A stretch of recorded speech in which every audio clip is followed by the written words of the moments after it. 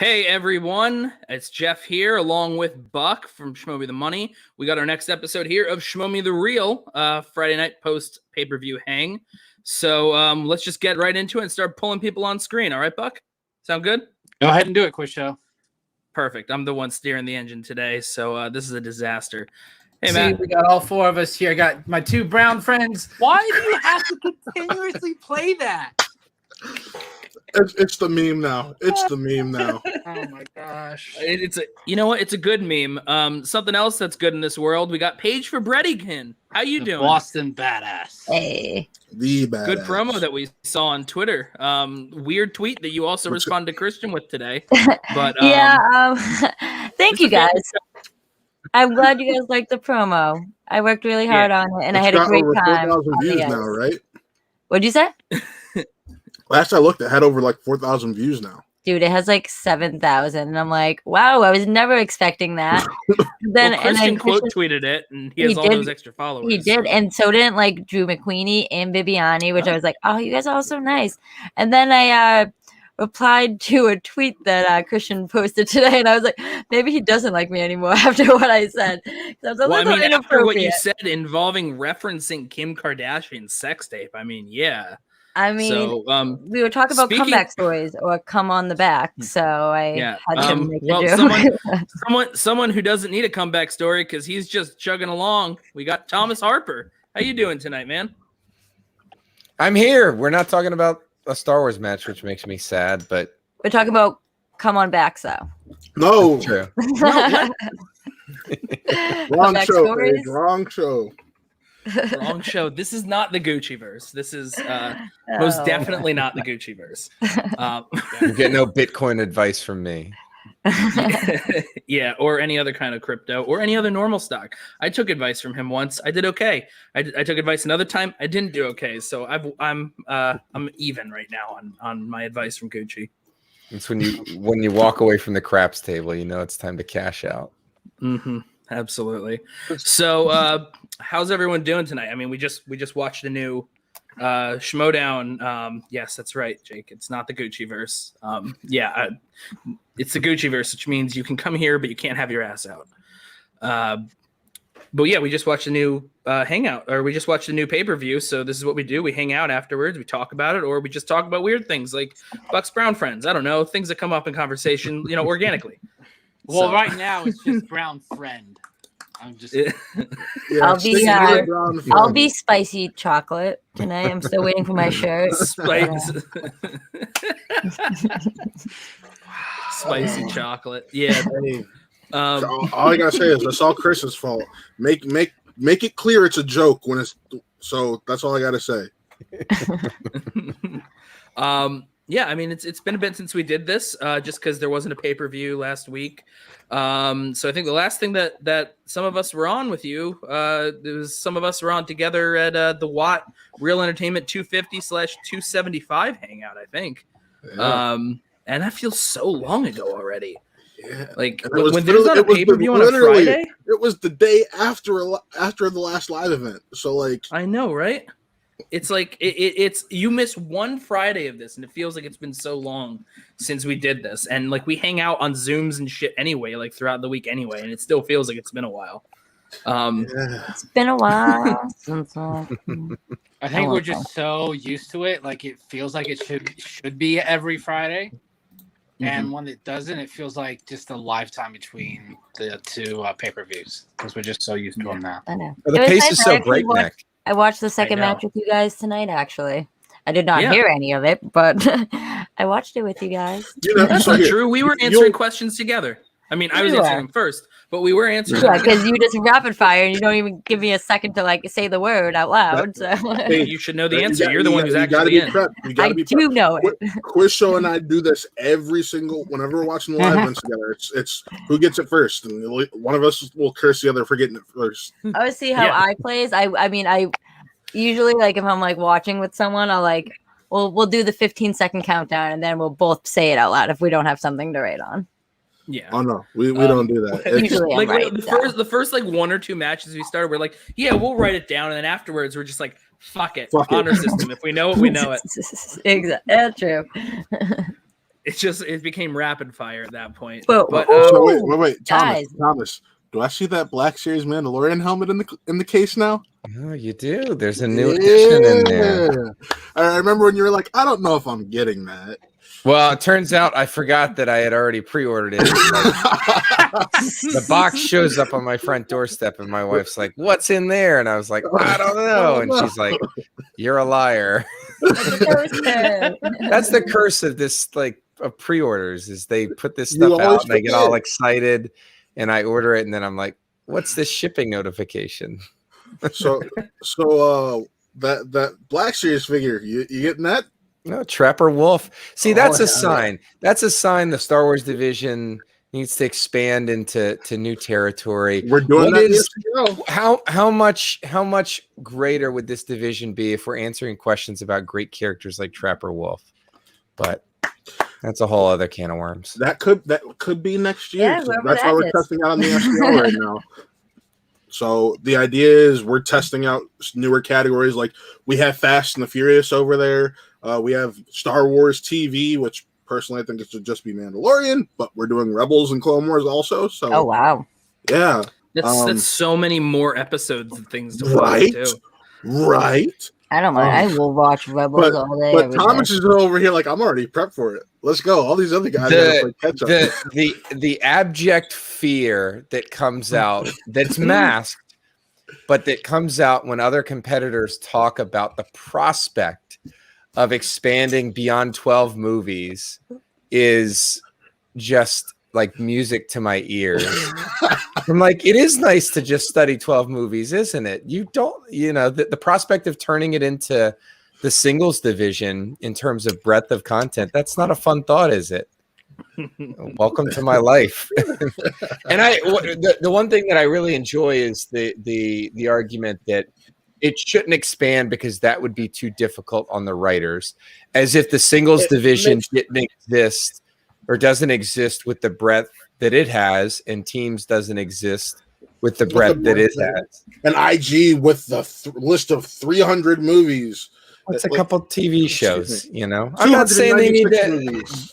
Yeah, I'm not saying they need to add everything, but spice it up a little bit. Spice up that wheel. And I'm pretty sure, and this is being an FCL writer, I prefer it because I have a lot more to pull from. Because of it. Yeah. I don't need to count the number of stars in the background of a particular scene and know that. Use space in my brain. I forget my daughter's birthday because I'm remembering something like that. And so I get to ask a question, since it's the FCL, of what show did the Darksaber first appear in? Yeah, there you go. What's the answer? I don't know this. Well, speaking of spicing things up. Oh God. Here he is. Thomas, you want to answer Den Chill himself. Welcome. Yep. Thank you. I apologize. Get out of here, Den fan. I am a Den Chill. I have this bad habit of when I go to lay down for 5 seconds, I knock out, and I knocked out for like a good 45 minutes. So I apologize. Sorry, I just had to. Yeah, you to wouldn't put hang myself out in with the me, middle here. shirtless. You have to make an Oreo, huh? I'm sad. Yeah, that's exactly it. How you doing, Major? How you doing, Paige? Yeah, Paige. I did not want to be on camera with no shirt on. We talked about this. Sad. We talked about this. So Thomas, you're not sporting that new Major merch? No, I have a. Let's see here. Wait, you have some merch? What? I made a Major sticker. Yay! Cool. Well, I will give all credit to Taylor Robinson and Jacob London. That free for all shirt that they made with the cool kangaroo. Yeah. I saw that and I was like, I'm gonna make my own thing. They don't need to sell any of my stuff. I'll just make it myself. So Yeah. My sister has a cricket, and I told her to do that. I was like, put Boston Badass on the back of my shirt. She's like, buy all the shit and make it yourself. And I was like, you're a bitch. Ginny, it's funny because we're far from the first to think about doing this sort of thing. Right. If you go on Janine's T Public store, there are like a couple designs in there, like a couple Schmoe down type designs in there. So I'm all for it. And if it catches fire, if people are interested in getting Christian's ear, you never know. You never know what's going to show up. So Christian, Boston the major Badass, with and the- Major want their own merch. The major with the actual military yeah. symbol in there is a nice Look touch. at Yeah. as the residential dead chill. I am here today, starting the Harper Army. That is the new group for Harper Army. the Harper Army. That is the Matt, new you want to group. be in the Page Army? I thought I was already the president of your fan club. What the hell? You is that? are. I'm making sure. Okay. Make me shirts then. Not hashtag spicy chocolate. I want hashtag Boston Badass. That's easy. I'm gonna have one in about 5 minutes. Yeah, do it with like the Bruin, like do it in the style of the Bruins logo, Right. just like a double forgot you V. guys still have that. I'm not taking that out. I'll never Forever. take that out. That was We have a genius. few. We have this here for when I have a take that people just aren't happy with, or if I just say something. We got this one here, the Boston attitude disclaimer, and then this for when we happen to have both Paige and then when Peggy also was on. Crying Bears fan. You can also use it for PLD. You can also use it And for Chris. PLD. That is true. I mean, I feel like PLD would be a different kind of crying bear, but okay. Oh, oh, that's just wrong. You need like Wow. a Ed Harris disclaimer. Wow. Shots fired by Quiz Show. No wonder you're not in the FCL. Anyway, Yeah, let's that's the reason why. Matt's career as a writer comes to an end tonight. mhm. I didn't say anything. Oh no, PLD and I are good. I posted the link for this video in the Facebook page, and then whenever I post stuff, I message him immediately after to approve it. Tonight I said, "Approve my post, you cockknocker," and he said, "That's not how you get favors done." That is not how you get favors done. Jesus. That's how you And then get he him approved under it. death. And then he approved it. So I'm just have to gonna say I'm gonna please. say that it did. Yeah, please, cockknocker, Comma, approve please, my post. yeah. There you go. Yeah. Dude, I can't believe those tickets for Spectacular already sold out. That is Right. All of them? All of them That's have? crazy. Well, they're pretty. I think the I think top they got some tiers- general admission left. Yeah, I think that's all this. Yeah, I think the top three are gone. The 120, Oh, yeah, the 200, and They only the had, like- 300 are gone. Coming into I today, was- they only had like 8 of the tickets that give you the expo Yeah. Yeah. admission. So I was out to dinner with my wife and my mom because my mom's in town, and then I get a message that the link is up. So I immediately, cause like I'm not just like sitting there with a credit card at the dinner at like the restaurant dinner table. I'm like, I gotta go to the bathroom real quick. And I went to the bathroom, and I immediately went and I bought up the tickets for us because we already have our Airbnb. We already got the plane Nice. tickets. We're ready to go. So I got that elite. I'm ready. I'm ready for it. I can't wait It'll to be good. see you all in person. You guys gonna like recognize me and know who I am? Paige, if you're gonna come to any of the New York stuff that's happening this fall, because Of you're in Boston. course. Of Then, course you know. I'll be there in October. Mhm. You know have they it. officially confirmed that yet? He keeps I know- changing it. I'm just it- hoping it- that The it's writing's on cheese, the but- wall. I think.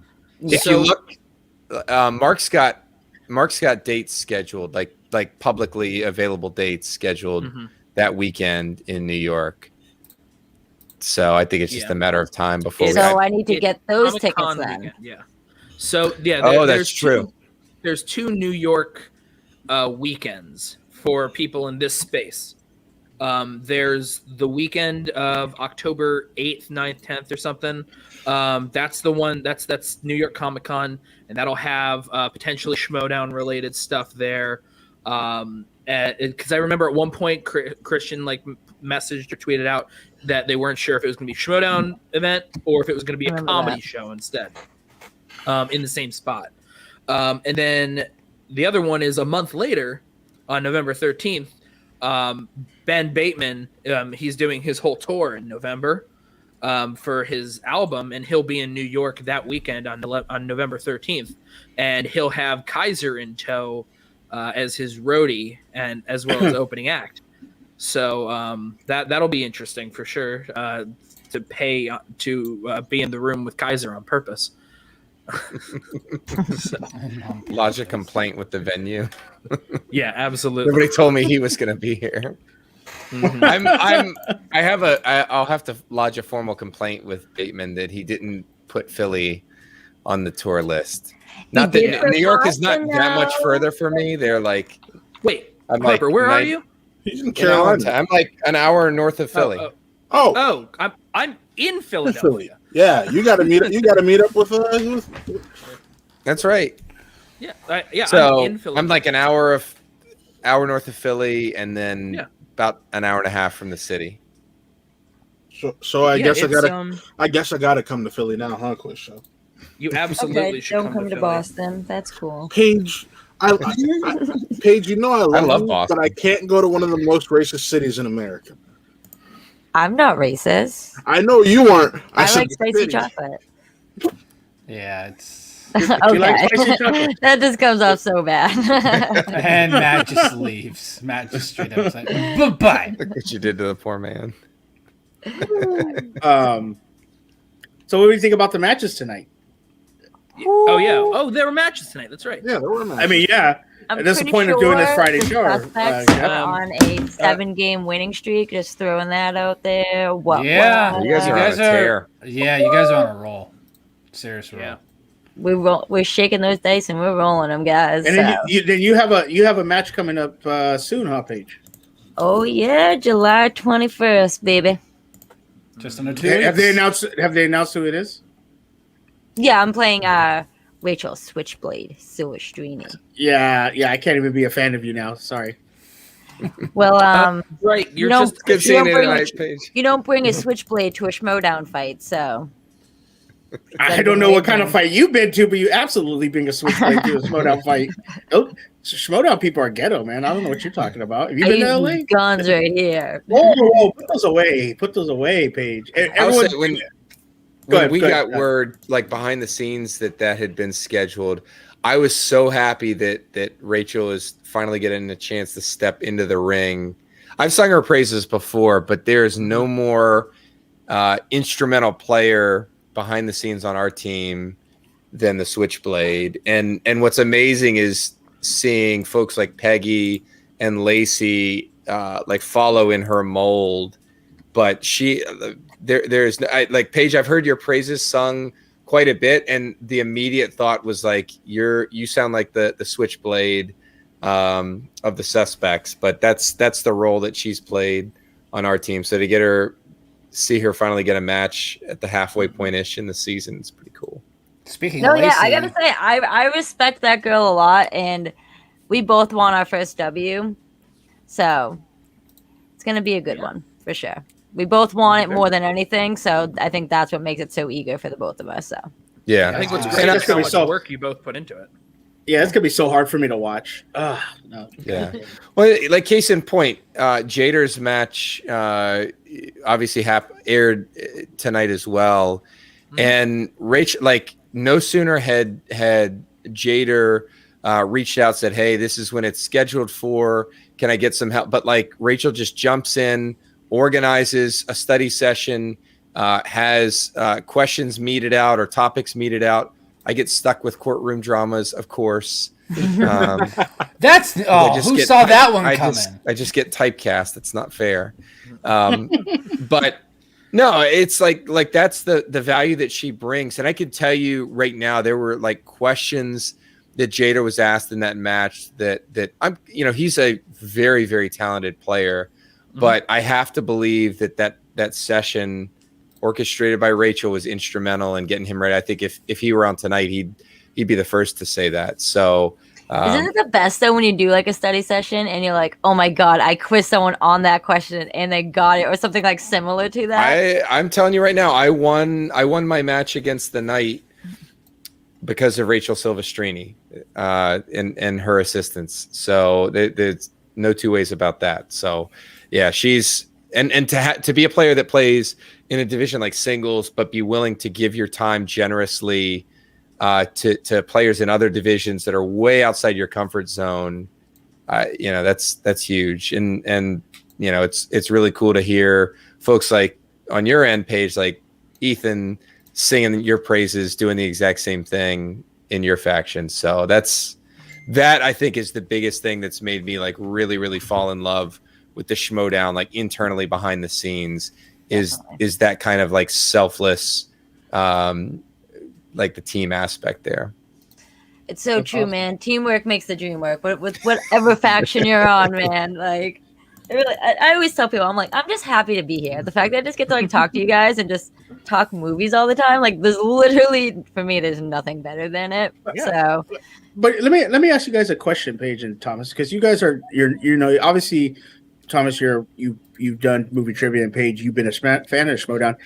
Isn't it crazy of how much you dive into the Schmoedown once you become part of it? Because a year ago I wasn't a part of it. I watched Christian on AMC and Collider, and then all of a sudden once I got into it, like now that's all I know. Like I wake up, go to work, I talk to Matt, I message him, I talk to Chris every day. Quiz Show and Buck I'm talking to every day. Justin and Ferris from LGR I talk every day. Adelia I talk to every day. Literally my Twitter feed is Schmoedown. Like I used to be a sports fan. Now I'm a Schmoedown fan, and that's all I see now.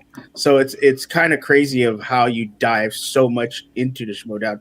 Has it been the same for you guys, especially for you, Thomas, being from Dragon Con and all that stuff?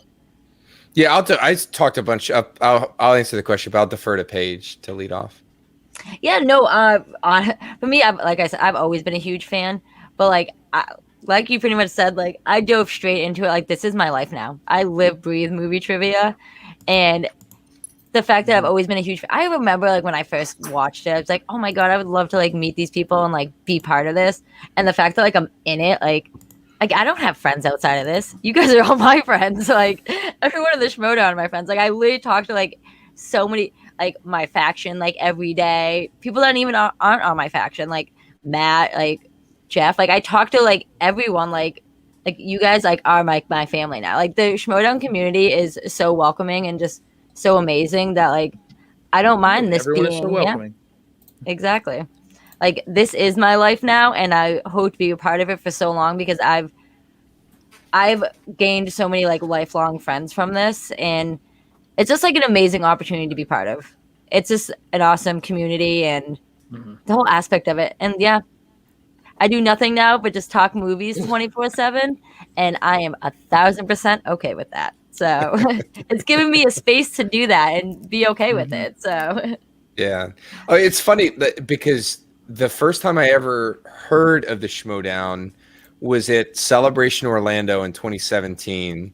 I was presenting a panel like on the military of Star Wars, and we dump out of the panel room, and I was getting ready to go down to the show floor to try to catch the Last Jedi trailer reveal. And there's this massive line for the panel room for the next panel that was coming in after us. And I was like, what the fuck is what are all these people here? Because this was not like, I'm like, I presented a panel. I'm in like one of the fan panel rooms. I'm not like a marquee panel or anything like that. Like awesome experience. Like got to do it. That's fine. But like, let's be honest, I'm not a draw. But I'm like, what is this? Like who's drawing this crowd? And I go up to somebody in the line. I was like, what are you guys lined up for? And they're like, oh, the Schmoedown. What the fuck is the Schmoedown? and I look in the panel booklet. And you see Molly and Alex. Well, no. They weren't even in that one. No, this was the Whitwer Knapsack. Campia. Whitwer Knapsack. Yeah, that was the big one. Yeah, that was the first big live Captain Nita. Match. This was the first Captain Nita match. This was the first Captain Nita. I was literally I was on that stage, that little ass stage, like minutes before they all took it, and I had no idea that Sam Whitwer was coming in. But anyways, I'm like, what the fuck? And then so I checked the panel book, and they, for whatever reason, they obviously didn't call it the Schmoedown because I think the average celebration goer wouldn't know what that was. So it was like Star Wars quiz show or something like that. And I was like, okay, well, I'm going to go watch the trailer now. And it just went out of my mind. And then flash forward to Celebration Chicago. I'm in the audience, like at Alex's invite. And the crowd, like the energy from the crowd during the pre-show, they were doing like trivia and stuff like that.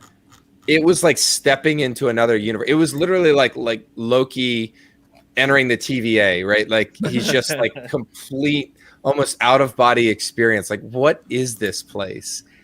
But it was infectious. And I was like, and then the Star Wars trivia obviously was like a huge draw. But I was like, whatever this is, I want in. And it happened to take 2 years to get to that point. But everything that I thought it would be has sort of been there and then some. And Paige sort of hit on all the high points, but like I'm the same way. Shug, you talk about like being a sports. I'm a huge sports fan. Like I love hockey, love baseball, love football. But I found myself like my attention that's normally there, like drinking up like free agency news, and like we're getting close to the All-Star break for baseball, like just closely following all that. All that's been replaced with Schmoedown stuff. So I'm like, picking up after shows and hawking the faction standings and in team meetings about this and that, and it's awesome. It's awesome. Yeah, it's crazy how it takes over your life. I mean, like it's funny. Like you are the reason why I commented for the very first time in a Reddit post, everyone's favorite place, Reddit. From when you were doing your Q&A on the Reddit there, I'm like, I have a question, and then I asked it. But that was the first time that I ever commented in any Reddit thing ever, and it was like, of course, it's a Schmoedown thing too. In the best possible place to share opinions, Reddit. Yeah. The best place. Yeah. No, I'm just excited for when Spectacular happens, and I don't want to get too far ahead.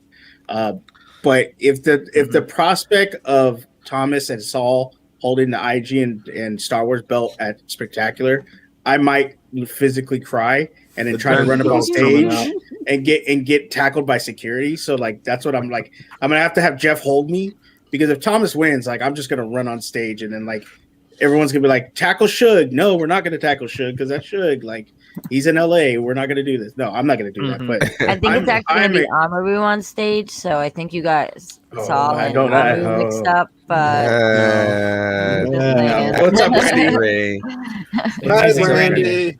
That you know what? That is going to be I said that's probably going to be the best match of the year, simply because it's going to be so interesting to see Amaru and Saul right next to each other. Oh, I think it's going to be one of the best IG matches, hands down, because I think they're just both so intelligent. I mean, everyone in the Schmoedown is so intelligent. So it's just like, what am I talking about? Every single match that we get, I always think it's going to be the next best. It ups the ante. It keeps upping. Exactly. But with that match, what I'm looking forward to is something and Thomas can talk about this.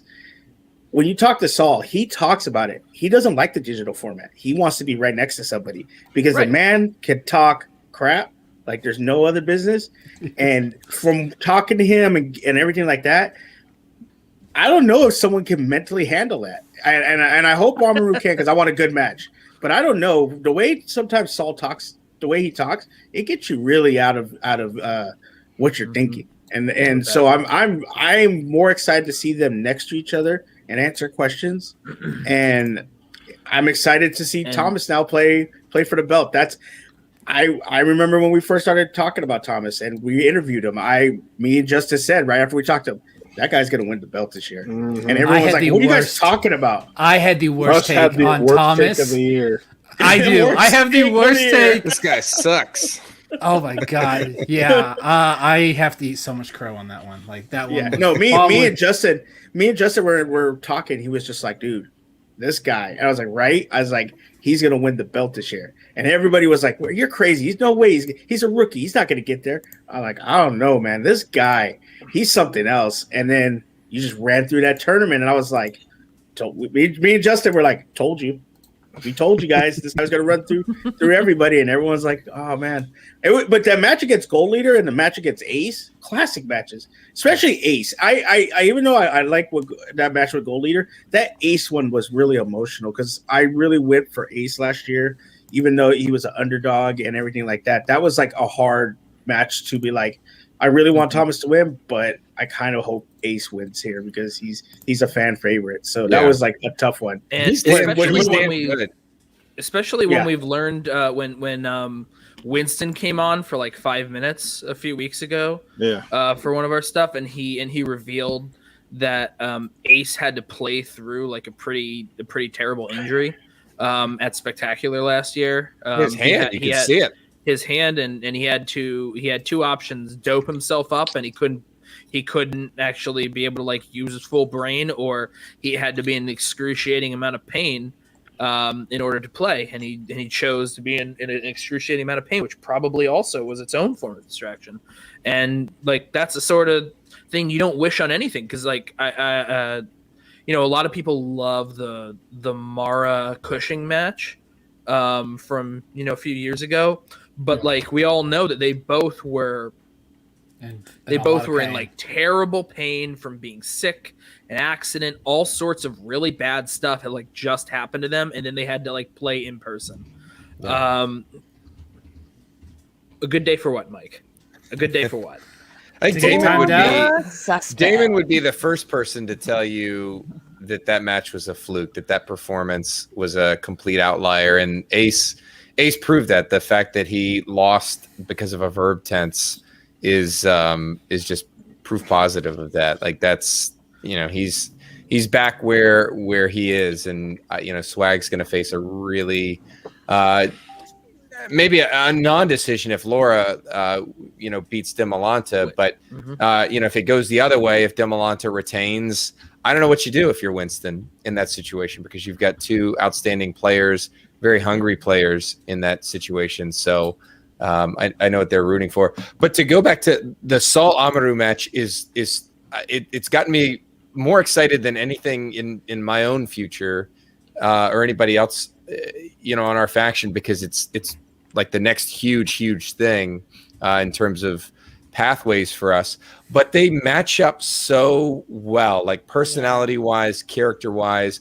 Amaru is like a version of Gold Leader in my eyes in terms of like his ability. He's like like Black Panther's suit, where he can absorb energy and just reflect it back out in a positive way that doesn't necessarily affect him. And I think the biggest advantage for Saul coming into a match against somebody like that is playing the real rejects. Two people that aren't going to be, they just don't care. Like they're, you know, hey man, you're being really intense. That's cool. I'm just going to do my thing and like chill out and answer some like these two guys going at it, like live, breathe this shit like 24/7. So like their passion, like I mean, everyone has passion. If you're in the Schmoe, you have to have passion to be part of this league. Like if you don't, then what the hell are you doing here? But like their passion, like you said, Thomas, like shows so much. So it's like, whew, it's gonna be but they bring it in very, very different ways. Yes. It's they're like alternate reality. They're variants of each other. To go back, I'm gonna keep pounding on the Loki references, I guess. But like the difference, I think, for Saul, and the advantage that I think he has coming into this match is that Amaru has never played a tactician like Saul before. You haven't gotten to see a ton of that because of how the matches have gone for Saul. He just hasn't needed to open up his kit bag against players that are getting you know, multiple questions wrong in different rounds. But you know, that's the advantage, is that this person, you know, Saul's a student of the game. I think he's made clearer perhaps than anybody how seriously he takes the game. I mean, this is like the Schmoedown's his life. I can't say that. A lot of players can't say that, even though I care very deeply about the game in the community. Like, this is the sun in Saul's universe, and he has drilled down to levels in terms of playing out scenarios against Amaru that are possible that I wouldn't have even considered. And so that's what he's going to be bringing in, along with all the intensity, along with his like 90+% accuracy that he's been averaging this year. You know, so I think he's in a really strong position. I've just got like a really good feeling about that matchup. Yeah. 3 weeks from tomorrow. I don't mean to. Yeah, we'll get to see what happens. I have a question for you, Thomas, because I realized this right before we came on. How we're lucky enough to have you on today to talk about stuff that's not just Star Wars necessarily. Last time you were on, you talked about the advantage of using a whiteboard. And my man Paul got called out today. What the hell? Yeah, I was like, Thomas is triggered out there. Like, Rogan calls out Paul for that. You got real defensive. You got real defensive in the chat for the whiteboard usage. Just thought it was I was funny like- because like the last time we had chatted, you definitely you went into detail about like the advantage of using a whiteboard, and then you saw it get called out, and like you amongst everyone, you were the most offensive over. It's like, hey, what are you doing? I'm going to send you a bunch Leave of us whiteboards. alone. Thomas, if you're gonna send people whiteboards, send it to all the players that are like ripping pieces of paper off. And, like, Oh my going god, like that this. bothers me. That generally bothers me. I'm like, dude, I will send you the $10 to go get a whiteboard at Target right now. Like, Here's a ream of printer paper that I'm going to burn through in this match. yeah, like guys, let's Yeah. save trees. Like, But what? could you imagine? Could you imagine if Dimalanta and Damon did that in their first match? Like with the Jesus. amount of questions they had to 5150. burn through. They would have went through a ream of paper like that thick. Like, A computer forest paper. somewhere would have cried. Corey's right. man. I'm so glad Zipper finally got a whiteboard. Did he get The one? I haven't whole- been able to watch. this. Yes, He yes. He had a whiteboard today. And he definitely got that one from Target because I think I have the same exact one. That is true. We were talking with Paige earlier about it. One of the great advantages of the whiteboard is on top of being able to process, you're also able to like show your hands during it. Yeah. Yeah. So there's like multiple advantages because when you're sitting there, you know, like this sort of thing, not everyone's used to like having their hands up like this all the time. It's awkward. Especially Yeah. if it's Dude, only I was, for like, like framing the- especially my if it's only for face like 2 minutes at a first time one. sometimes. So like it's a great way to like have something to do with your hands at that moment. I'll tell you right, that's where it started for me. I was like, I don't like the idea of being like Ricky Bobby and like, what do I do with my hands? I don't know. What do I do with my hands? Yeah, I'm not sure. They just go right here. But I'm on that's where fire. it started for me. I was like, well, if I could just hold the whiteboard, that would probably be a little easier, and maybe I could use it at some point. And it just branched off of there. But you know, Paul, don't forget, Paul was using his whiteboard past round one before I ever did anything about it. You know, I'm not some pioneer on that front. And you saw the advantage that it played. Yes. Yeah. It could donate a whiteboard to the bothers entire me. league and still have a full size Enough whiteboard. whiteboard. Yeah. I love I think my bothers me. favorite whiteboard of the season was Greg Alba's like micro whiteboard against Saul. Oh my god, yeah. This size. But no, I like you saw the advantage that it plays or that it played for Paul here. I think it was beautifully used. I know the way I use the whiteboard. I could tell he's using it in the exact same way. I don't need to see exactly what he wrote to know what he was writing. And you know, if you paid close attention after Roca complained and got overruled, he picked up his whiteboard. Yeah. At least briefly there. So, you know, whether we see that get a little more widespread, I don't know. But I've noticed competitors, especially when they check down to multiple choice, picking it up. Yeah. a little It's more smart. often. It's funny because, like, as far as I could tell, I don't actually think in any previous matches, though, for Roca, I've actually seen his competitor holding the whiteboard at any point. So, I mean, like, it's not. I mean, like, you'd expect him maybe to watch some of the other matches and have noticed that this year. Maybe. But that's why I said expect. Yeah. You don't know what everyone's schedules are all the time. Sometimes you just can't find the time, especially when you're like half the people that are involved in the Schmoe, they're busier than like any normal like 9-to-5 job would be. But also Find time. It didn't sound like he complained. He just was like, what is he doing there with his board there? It was more like I don't think he's seen that from a competitor at a time. And it's the first time he saw someone just like holding like with a board. And I mean, No, like, I didn't take it as a challenge, but it was a tactical move there to raise it in the way that he raised it. Right. It disrupted the flow. It was while the question was being asked, and not a bad tactical move. I mean, like when you're at that point and you're down a little bit. No, not at all, and not something that I would have done in that particular moment, like timing wise. But like, you know, I get it. And John has more shows probably than anybody else in this sphere, so it's not a knock on him that if he doesn't have the time to watch every single match, there's not enough hours in the day for a guy like that as busy as he is. So I totally get it, and it's not a widespread practice. It's just some people they could look at it and say like I get it, I'm not going to do that because that's not my game. It's hard. You get in your You get in your mode, and it's hard to break out of that. Whatever works for you, go with it. Well, yeah, because I think I in like studio matches, I feel like they take the whiteboards away after like round one. They do, which is going to be interesting now to see live matches and how everything's going to be adjusted, like taking the boards away, championship matches, bringing back the buzzers. It's going to be very Are they bringing back the buzzers? I don't think they Christian said they're bringing back the buzzer. Christian has been very, very clear that he hates fast money. Yes. Yeah. Really? Money. It's weird. I like fast money. I like it so much more than buzzer. I feel like it keeps fast money's more pure because we talk about this as a game about knowledge. And at the end of the day, if you're doing buzzers, you're throwing a physical element into it. And what if one's tripping up? Just too many issues can come from it. Like I kind of get both sides of like why people would prefer one than the other. I happen to be one who prefers fast money. But I mean, that's literally the reason why I've preferred it is a lot of it has to do with the physical element of the buzzer. And I mean, like that really brings in the more of the Jeopardy point to it as well. Yeah, exactly.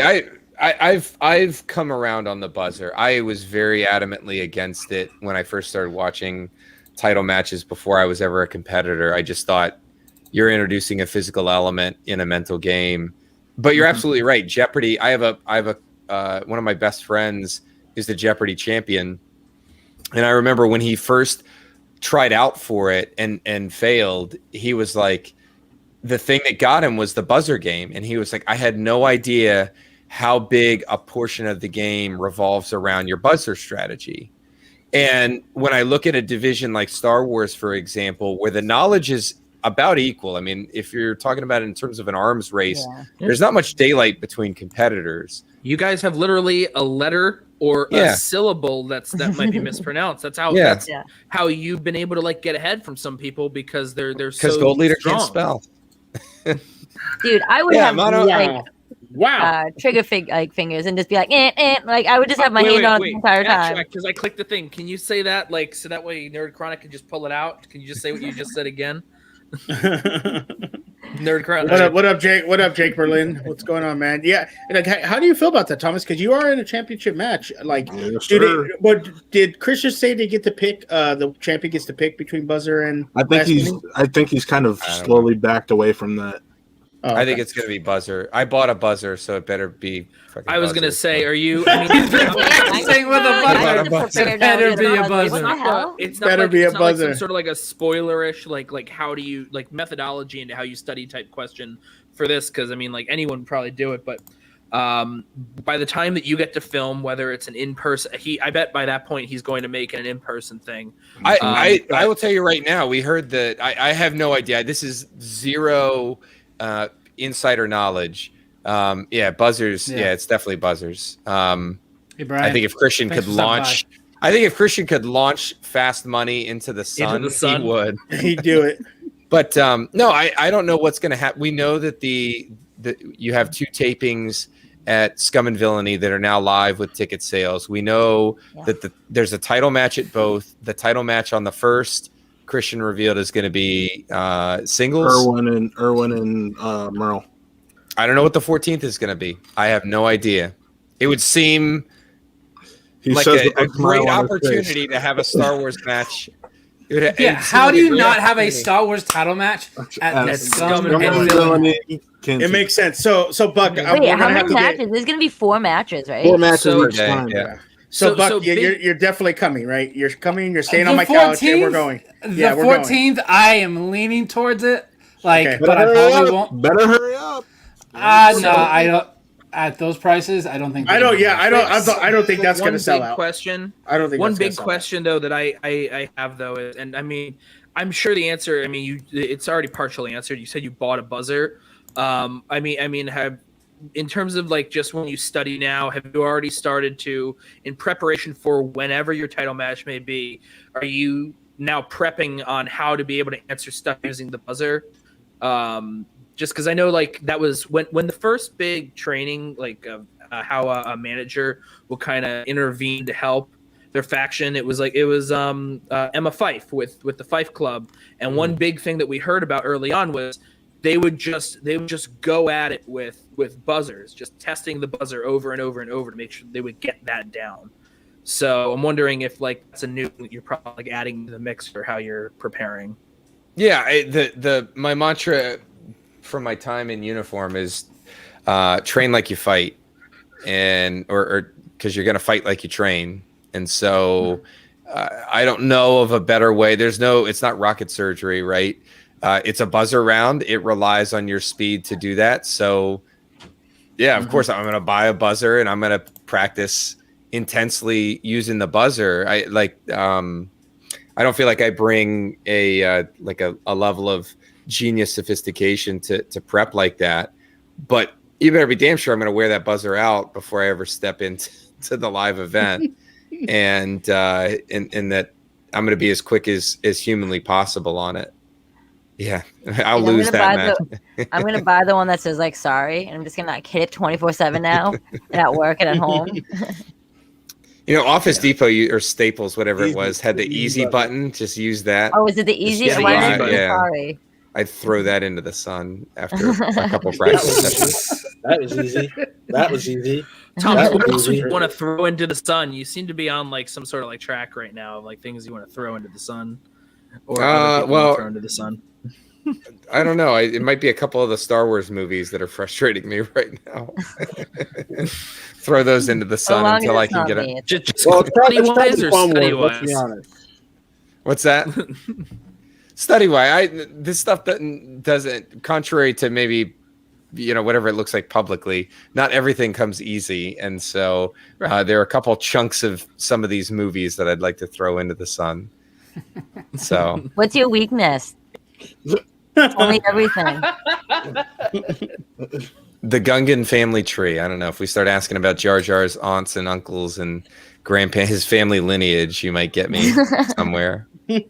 That's the beauty, the advantage now that we have with both Lacey and Ross. With Lacey in full match prep mode because she has a match upcoming. Oh my God, she's playing Nikki, right? That's right. We can't be friends anymore. Sorry, Christian. Yeah, Christian keeps putting these matches together where I got to choose sides. I don't want to choose sides. Like, who is this? That's Matt? Chris. That's Chris. Chris doesn't have access to that account. Get your fucking ass in here, man. Chris doesn't have access to that account. Well, it's not me. It's me, guys. It's probably Matt. It's probably Hold Matt. on. We have someone else coming in, by the way. Hey! Let me get rid of this. Hello. Oh my God! Damn it, Buck. Muted. Oh, you're muted, Drew. You're muted. You're muted, Drew. She said don't put her on.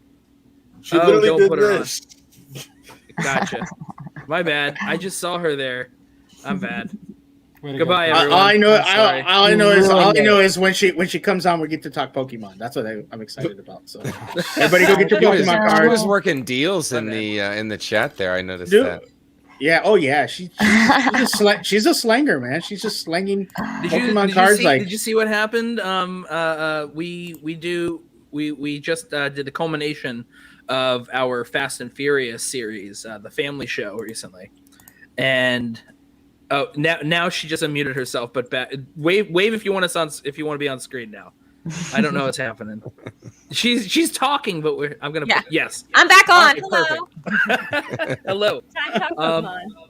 Yeah, on we had her on to talk about F9 on our show, the Fast Show, or the family show, and for about half an hour we just talked about which characters in the Fast and Furious franchise would be which Pokemon. That was part of the show. This is the Rock. You get it? It's a shiny Steelix. Hey, nice. Vin Diesel would be the I forget what he is, but he's like that. Blastoise. No, they said Blastoise. Wait, but would Tyrese be would Roman be a Snorlax because he's always hungry but also sleepy? I feel like he's Snorlax. I don't think Snorlax is a double alpha. Do you want to see some of the cool cards I got? Because I know that's why you guys brought me on the show. Yeah, look at that. I got some cool ones. You never acknowledged actually the pictures that I had sent after you. Oh, now you're in the foreign cards, Drew. You're getting way I too basically deep. only You're like the Japanese vending machine. you're from getting the, like- way too. You are getting way too deep in this. You have You're no getting idea. way Dude, too I deep in remember this. back in the day, I used to like make my dad go to like card shops, and I was like, I need all of these now, and I don't even know where any of mine are because Oh, I probably no. have like I played like hundreds. Thomas knows about this. I played the original Star Wars card game, Mhm. I had the original cards with like Vader and Luke and Yoda, and I wish I had those now because they even I had I those. see those at auctions. Hold Wait, on, what's I have yours? I have a Yoda card. Our Thomas, show let me and see yours. tell. Thomas, let me see yours. This is my General Veers. Hold on. It's all This is holographic. my Cool. Yoda. I was actually bidding on some Star Nice. Wars things today to get Adam Witt. So like that's really Nice. funny. I was like, Oh, I just don't nice. know the worth of Star Wars cards. I got this guy. Low. Which, Okay, by the answer way, that I just want to bring this up here. Corey Cameron here saying he definitely has cards he needs to sell. Yo, Don't hit do me it up. on eBay. PSA. Don't do it on eBay. PSA. please, if you TCG. follow, Yeah. if you follow Drew, hmm don't use eBay. After what we saw, Yeah, what they dude. fucking did. Dude, Yeah, and if you can't tell me, they DM me. They were like, DM us, like we can talk it out. And then I DM them, and they were like, here's like the thing. And I was like, okay, well, I need a breakdown of like all the things because basically eBay charged me over half my sales like full amount that I sold Yeah. last month. Like they charged me like $800 out of $1,300 to like list on eBay, and I was like, that's really wrong. That's like makes no Wow. sense. That is not. That's how they make their money. I used to I sell guess cards that on makes eBay. sense, but That- no. But like, I don't even do the things that like you get paid for. The only things I've done are like ad placements, and I haven't listed 50 things, which would be anyway. Point is, I have some really cool Pokemon now. There's Shiny and Mew. What's your Facebook actually favorite makes card? a good place to sell. That's where you do it. Facebook. This Eric said this one broke his brain. It's a Shadow Rider Calyrex VMAX. I'm still learning their names. He said he doesn't know how head begins. Nice. I may not. Video Drew's too deep. She is too deep Yeah. in the cards now. Thomas. I'm gonna see her at Frankenstein's. Thomas, I'm, Be like I'm- Drew. Oh my god, that's the 5th time it's come up like today, and the 80th time it's come up this week. We are gonna go there. all right, Thomas. I may not have any cool Star Wars cards, but I have my room key from Celebration 3 still. Nice. I love that. That's awesome. Man, when I was stationed in Georgia, I lived in downtown Savannah, and there was like a retro toy shop that also sold Pokemon cards. And regular. So if you're not familiar with the town, there's a college there, Savannah College of Art and Design. Yeah, So all the people that worked there were students at SCAD. Scab. That's right. I would regularly be in the shop, and it'd be like payday for some of the workers, and they would sit there and be like, well, can I just, instead of this, get like a booster box or something like that? So Oh, they'd wow. literally be trading away their paycheck and just getting Pokemon cards. I mean, that is essentially where I'm at because instead of taking money for the Pokemon cards, I will just take other Pokemon cards, which You're is my caught in the form of payment. vortex. But you know what? In a way, I feel like Pokemon cards are better than money because money is all like crypto and like you do it Yeah. all on the internet anyway. At least this is tangible and it's pretty. And Yeah. it shines. No, it's What's like your favorite Pokemon card card that will never you be an have? NFT. It's like those stories of like kids or teenagers that start with like a watch and then they progressively trade their way up to like all the way through the ranks, and they'll end up with like a car, like a used Yeah, car. it's something not like gift to the Magpie. It's actually like the opposite of gift to the Magpie. It's what Dwight did in that episode of The Office where they have a like a Yes, sale. yes. I was thinking that. And Dwight These gets magic the beans. beans. Yeah. Does anyone here watch Atlanta? Yes. I haven't for this season, but I do like Atlanta a They lot. haven't had a new season in like 2 years. They haven't had a new No, I season in know. a couple years. I hadn't gone through the latest season, although I know what happens in the finale because I wrote So about. it reminds me of the episode where he's trading for a dog or whatever it was. Like he I gets forgot up to about a that. sword, and I was just like, Yep. oh. Is that like It's very weird, but I I- love it. I actually followed. It's funny. At the beginning of TikTok, I did what many people did. Or at the beginning of quarantine, I did what many people did. I downloaded TikTok. And I don't make TikToks. I just look at TikToks. I try to find the weird humor TikTok stuff. And I found this guy with this channel, Project Simp. And what it was he wrote the word simp on a piece of paper. And what the plan was to trade the piece of paper for something to try to trade up to get himself a new car. Because of quarantine, he was just the word simp on a piece of paper. He traded for something to trade for something to trade for something. He got as far as this giant flower-shaped $4,000 pillow before quarantine stopped the ability to like really ship and meet up with people. Oh my god! That's a good thing for me to do. Instead of spending money, I should try to like trade up. So that's fun because like I almost traded a bunch of old Nintendo games that Eric has for a bunch of other Pokemon cards that I want, and I realized like no, Nintendo games are kind of worth more. Like I have a Crystal Pokemon Game Boy like Pokemon game. That's worth money. Yeah, there's a guy on he's on TikTok who deals with magic cards, and he started with a plain island that's like 5 cents, and he's trying to get to a Black Lotus. If you know what a Black Lotus is, it's worth cool. It's the highest card ever in Magic, and he's trying to get to it. And he's like, he's got high value cards right now that he's just training for. And then what he's gonna do when he gets to Black Lotus, he's actually gonna auction it off to one of his fans. So that's so cool. So his fans can continue paying him. Is it that? No. I didn't mean auction. Giveaway. Cool. I'm doing those too, by the way. I'm doing giveaways too. So if you turn in, I will wants to trade my unopened ice cube gum for a new car. Only if it comes with like an ice skating video that no one else has seen yet, because holy moly, that was incredible. It was a great video. Hold on one second. We saw Brian earlier, Paige, that ice skating video may be the greatest thing I've ever seen. This is a callback. We did bring this up earlier. Paige had some really great moments on Twitter and some really weird moments on Twitter in the last like 2 days. Within the last 24 hours. Hold on. You know what, Paige? I'm gonna find the weird moment on Twitter because it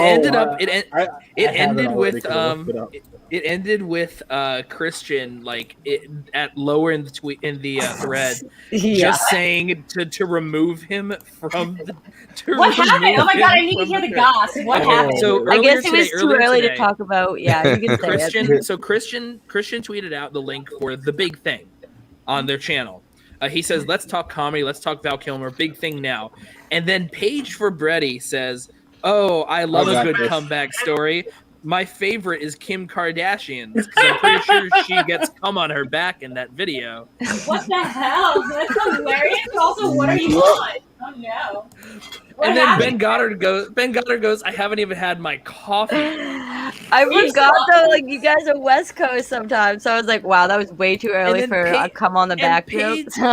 Yeah, Paige is like, is it too early for come on the back jokes? And then Christian just responds with a GIF, please untag me. It's also like very funny that Christian's gonna like be the prude person here. Like as I don't know if that fits his like rep. That's how okay, so it was so funny because I was like, oh my god, he loved my skating like little promo that I released, and he was like, I like the Boston Badass, and then after that I was like, he does not like the Boston Badass. It probably was just a little too early in the morning, and also like unaccounted for like where that came from. Yeah, he probably didn't even get it. I was thinking that after I sent it, I was like, some people are gonna get it and think it's hilarious. No, I'm pretty sure when you said when you said Kim Kardashian come on her back in the video, I'm pretty sure he knew exactly because you're pretty explicit, Paige. It's pretty explicit. Y'all knew what it was. That happened with Ray J. Yep. that was the joke, right? I got it. I guess what Paige has been watching. My favorite comeback story, guys. Oh my god, I get it. Oh, I get it. No, wait, I had not gotten it. Now I do get it. It's I kind of want to send in a promo and just be like, because I lost my first match, and be like, guys, it's all about a good comeback story. You absolutely have to use it. Yes. I just got it. Kim Kardashian. Just got it. Holy Stop shit. it. That's Get some help. Yeah, get some. I've never seen that video with BT-dubs, but now I get it. So there's one for back in it. Is that where he comes? Is that a place the guys come on your back? Like on your back? Or people do weird shit. Okay, Ray J, you do you. Only if you want a 15 season long reality show. Yeah, exactly. That's when you Oh my god. Oh my god. Price you must pay. I'm just saying, like, who wants to come on? Like, from a guy's perspective, do they want to come on your back, or is it like on your butt?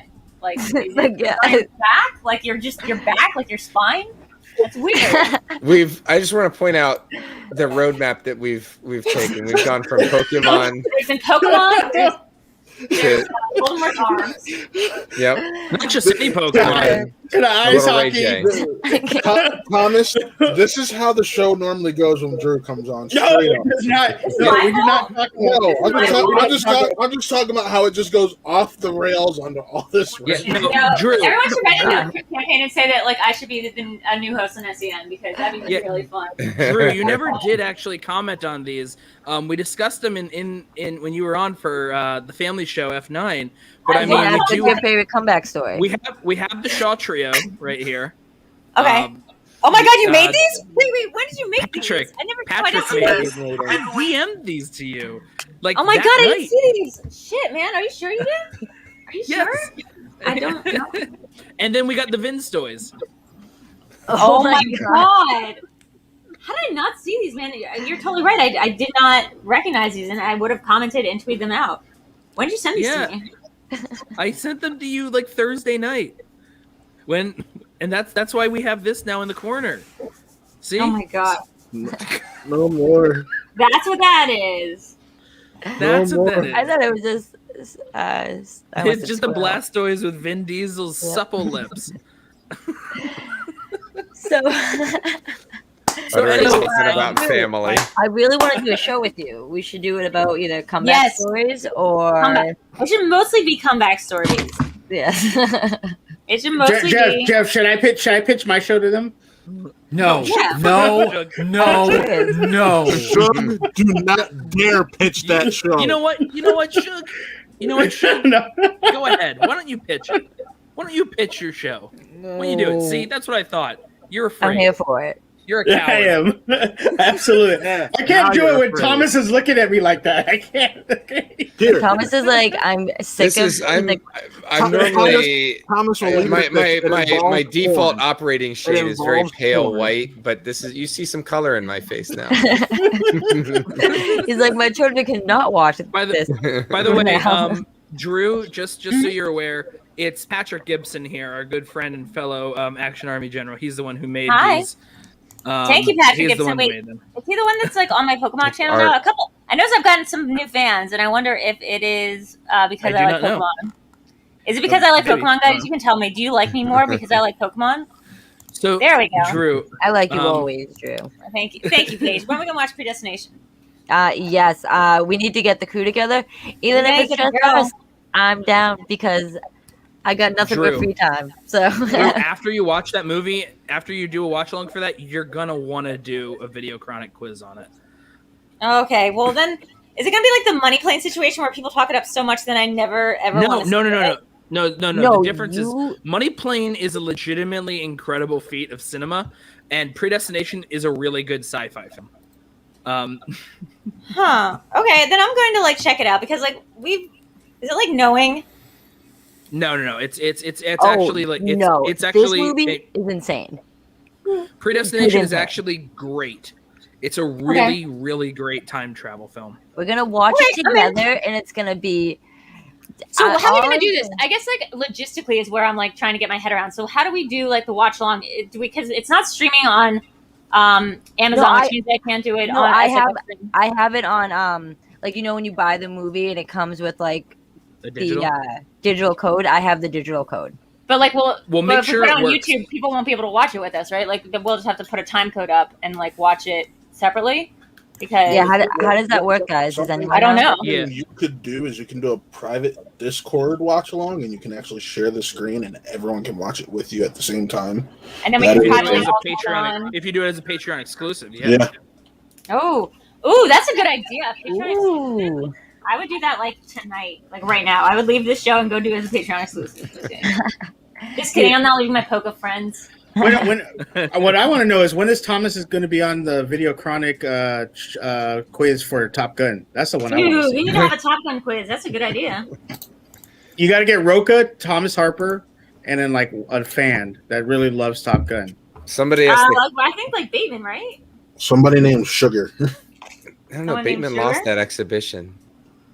Well, yeah, but it wasn't That's just about true. Top Gun. There's though. just Tom, Yeah. like general Tom Cruise trivia. Yeah, it was weird. It was advertised as a Tom Cruise or as a Top Gun, yeah. Cruise. I thought that was- exhibition, and then it was like Top Gun, but also questions about anyone related to Top Gun Yeah. and their whole careers. Danger Zone. Lana. Dude, Wow. I am so Thank excited you, for Sam. Maverick. I cannot wait for that movie to come out. I would like I'm to know sure- Thomas's favorite non-Star Wars movie. Yes, That's not me me saying too. that. That's somebody in the comments. That's Brian. That would have to be either Aliens or Terminator 2. So James Cameron. Oh wow, Classic. we picked our two favorite female James Cameron or James Cameron. Those are our two favorite. I didn't realize they're both James Cameron, but those are our two favorite last picks for best female character of the 20th Yes. century. So you have good taste, Thomas. We approve. Well, yeah, I mean, I approve of the characters. The movies are. I was long. genuinely hoping in Jader's match, because Sigourney Weaver was on the wheel. I wanted to see that slice get spun, and I desperately wanted to she's see so deep. She's so an deep. aliens question. I've interviewed her before. I mean, she's deep. Like she's got a lot of movies. Like you would have to remember like Heartbreak, like the Heartbreakers or whatever, that one with Jennifer Lopez, and like you'd have to remember like Working Girl and like a bunch of movies that she Yeah. was in. Like she's been in like a ton of shit. That's like the problem with her. But then the good stuff about her is that she's also an incredibly deep person. Like she went to, I forget, like Harvard or Yale or something, but she lived in a treehouse the whole time. And she was like Meryl Streep level, like serious about her craft. And she's also really tall. Like she's just very. She's hugely tall. I met her at, I'm trying to think which con it was. I will time you out, But Patrick. normally everybody, like every actor or actress that I've met is always just way, way smaller than they ever seem on screen. And I'm 6'2", so it's just like the picture never like turns out right. Sigourney Weaver was about the same height as me. I like with just normal shoes on. Very tall. Wow, you're Yeah, 6'2", we're just- Thomas? Even. Yeah. Dude, I'm gonna be a freaking. You seem like a tall guy. There's a reason. My dream figured was you were tall. when I watched Top Gun as a kid was to be Maverick, but I Mine can't. was fit, too. I can't fit in a cockpit. Yeah, I wanted to. I want too tall. Yeah, what is Yeah. it if you're over 6 feet? Yeah, they're too tall to be Yeah, an I'm too aviator. tall. Womp I'm womp. always Yeah, so curious. Everyone go around the room and say your height. Because everyone knows now I'm very short. So I mean, I lie and I say I'm 5'7", but I'm He's 5'5". 5'5". No, I'm 5'6". really? 5'11". Sugar, I would have thought you really? Buck, I thought you were a lot taller. No, I'm like 5'9". 5'11". 6'1". Yeah, man. Thanks for throwing it in my face. Asshole. 540, 520. 5'2", Numbers. 5'1" on a good day. How tall? it's funny- We're all sharing our heights right now. Actually, I'm 5'5.5". It's funny in the like how that's worked in the digital age, because with like you don't have a studio match where you can kind of see people like next to each other, so it's everybody just sitting in a chair. You have no clue. Yeah, but also I like know, I'm right? like I'm not into the whole like thing that like girls have to be into like tall guys or whatever. I'm not saying tall guys aren't cool, but like I've always been into guys that I can like look in the eyeballs of. Like that's just a personal preference of mine. If I was tall, I'd want to date a tall guy, but like as it is, I don't like. Well, I mean, like, when they sit down, you can look them in the eye. Yeah. Oh, so I you're not, mean, you're not I like wanna- Rocco who wants yeah. to climb mountains? no, I'm like not one of those girls who's like height please, and then you have to be like cup size please or whatever people do on dating sites. see, I'm short, but like I plan on breeding Olympian hockey players, so I feel like you're gonna go with Adam Driver. not that tall. Like I'd say, like I like a good like 5'10" or like 5'10" to like To Zdeno Chara. 5'7" max for me, like 5'7" max. really, yeah. No, for me it's like 5'9". I'll say like 5'9" to like 6'2". That's the Also, criteria. shorter guys have better personalities. Shug though, anything for you though, man. We haven't had a Drew just wants a guy that's not that tall, so when she says shoddy, she means it. It's kind of like being chubby in high school, which I was. Like it's like you develop like a good personality. Exactly. But I think Thomas, you got to get going, right, man? Yeah, I'm gonna drop out here in a couple minutes. What's your favorite comeback story before you leave? No. Shut the fuck up, Paige. I was like, no, Thomas. It could be like a Mighty Ducks, or it could be like Paris Hilton. Paris Jesus, Hilton. Paige. Paige, when did you get like this? I love it. I want you to stay like this. You're always like this. This is like your first match when I got so mad at you. Like I know, right? But, I was like, oh, she's so neat. She sounds so neat. by the way, Paige. before I duck out, Paige, my only note for your hockey video, as amazing as it was. It reminded me, if anybody watches It's Always Sunny, Yes. there's that episode where Mac is like trying to get on this like center ice competition for the Flyers. And and there's this whole sequence where he comes out, he's got his duster, he's skating around, and he has to take the shot from half court. He like blows the goal away, and then it flashes into reality, and he like slipped on the ice as soon as he came out. You needed a black duster. I'm not saying you need to go through that whole like setup. What I'm saying is he embarrass cat eyes yourself. contacts that he wears in Yes. Nightman. Dayman. Real quick. Fighter of the Nightman. And a one-piece leotard. Like that would have been hilarious. I remember that episode too. Now that you bring that up, which makes me so sad. I mean, I have the Nightman lyrics tattooed as Charlie Kelly wrote them. I have them tattooed on my leg. What? My Yeah. biggest regret in life, they went on tour with Danny Yeah, I know. DeVito, and I missed Oh my it. god! To You do missed it. Nightman, right? Yep. See on my The leg whole it says. play. Let's see if I can zoom in. Yeah, let me see your tattoo. Well, it's I kind of want to get one You're leg. So Cool Okay, but like from let's see, True that one- Romance. No, wrong leg. This one? No, wrong leg. It's this one, and it says You only have two Nightman. legs. There we go. Can't really see it, but it says Nightman, sneaky and mean, spiders in my dreams. So it doesn't say something about the trolls' holes. Yeah, and the don't boys' forget Yeah, to pay exactly. that troll toll. Look like Yeah, a yeah. picture Don't of forget it, and to then my No, the sister boys has. Gotta pay the soul. You gotta pay the troll toll to get into this boy's Boy hole. soul. No, it's Boys' soul. Boys' soul. Did anyone record Boys. Take someone 5. saying that? Take 5. Take 5. Right, take a 5. I love. If that's All my right, perfect man. That's my All perfect right, man. Major. My, I'll see y'all. Thanks Charlie, for stopping by, Charlie Thomas. Kelly Thomas. is my perfect man. Can't read that good. Seems pretty short. Like super hyper. That's my perfect dude right there. Just That's like You know what? that. We need to Wins the set game you to up beat out because every that day. is perfect. Hey Jeff, you know what I heard? And I hate to bring this up, but Paige just kind of brought it up. Someone was telling me, he goes, you know what's going to happen when we have our live event and everything for Schmoedown, right? I'm like, what? There's going to probably be like 4 pregnancies.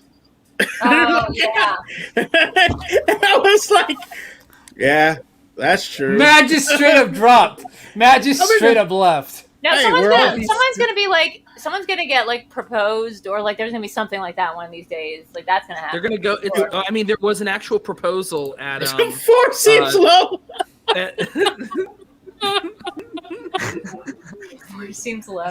4 seems low. Yeah, the what is it? Yeah, they're gonna go to Schmoedown, and when people keep like abbreviating it, they're gonna think SD stands for suck dick. Oh my god. Or they're gonna think it stands for STD and just forgot the T. Yep. Ow, my head. Yeah. I've been up for too long.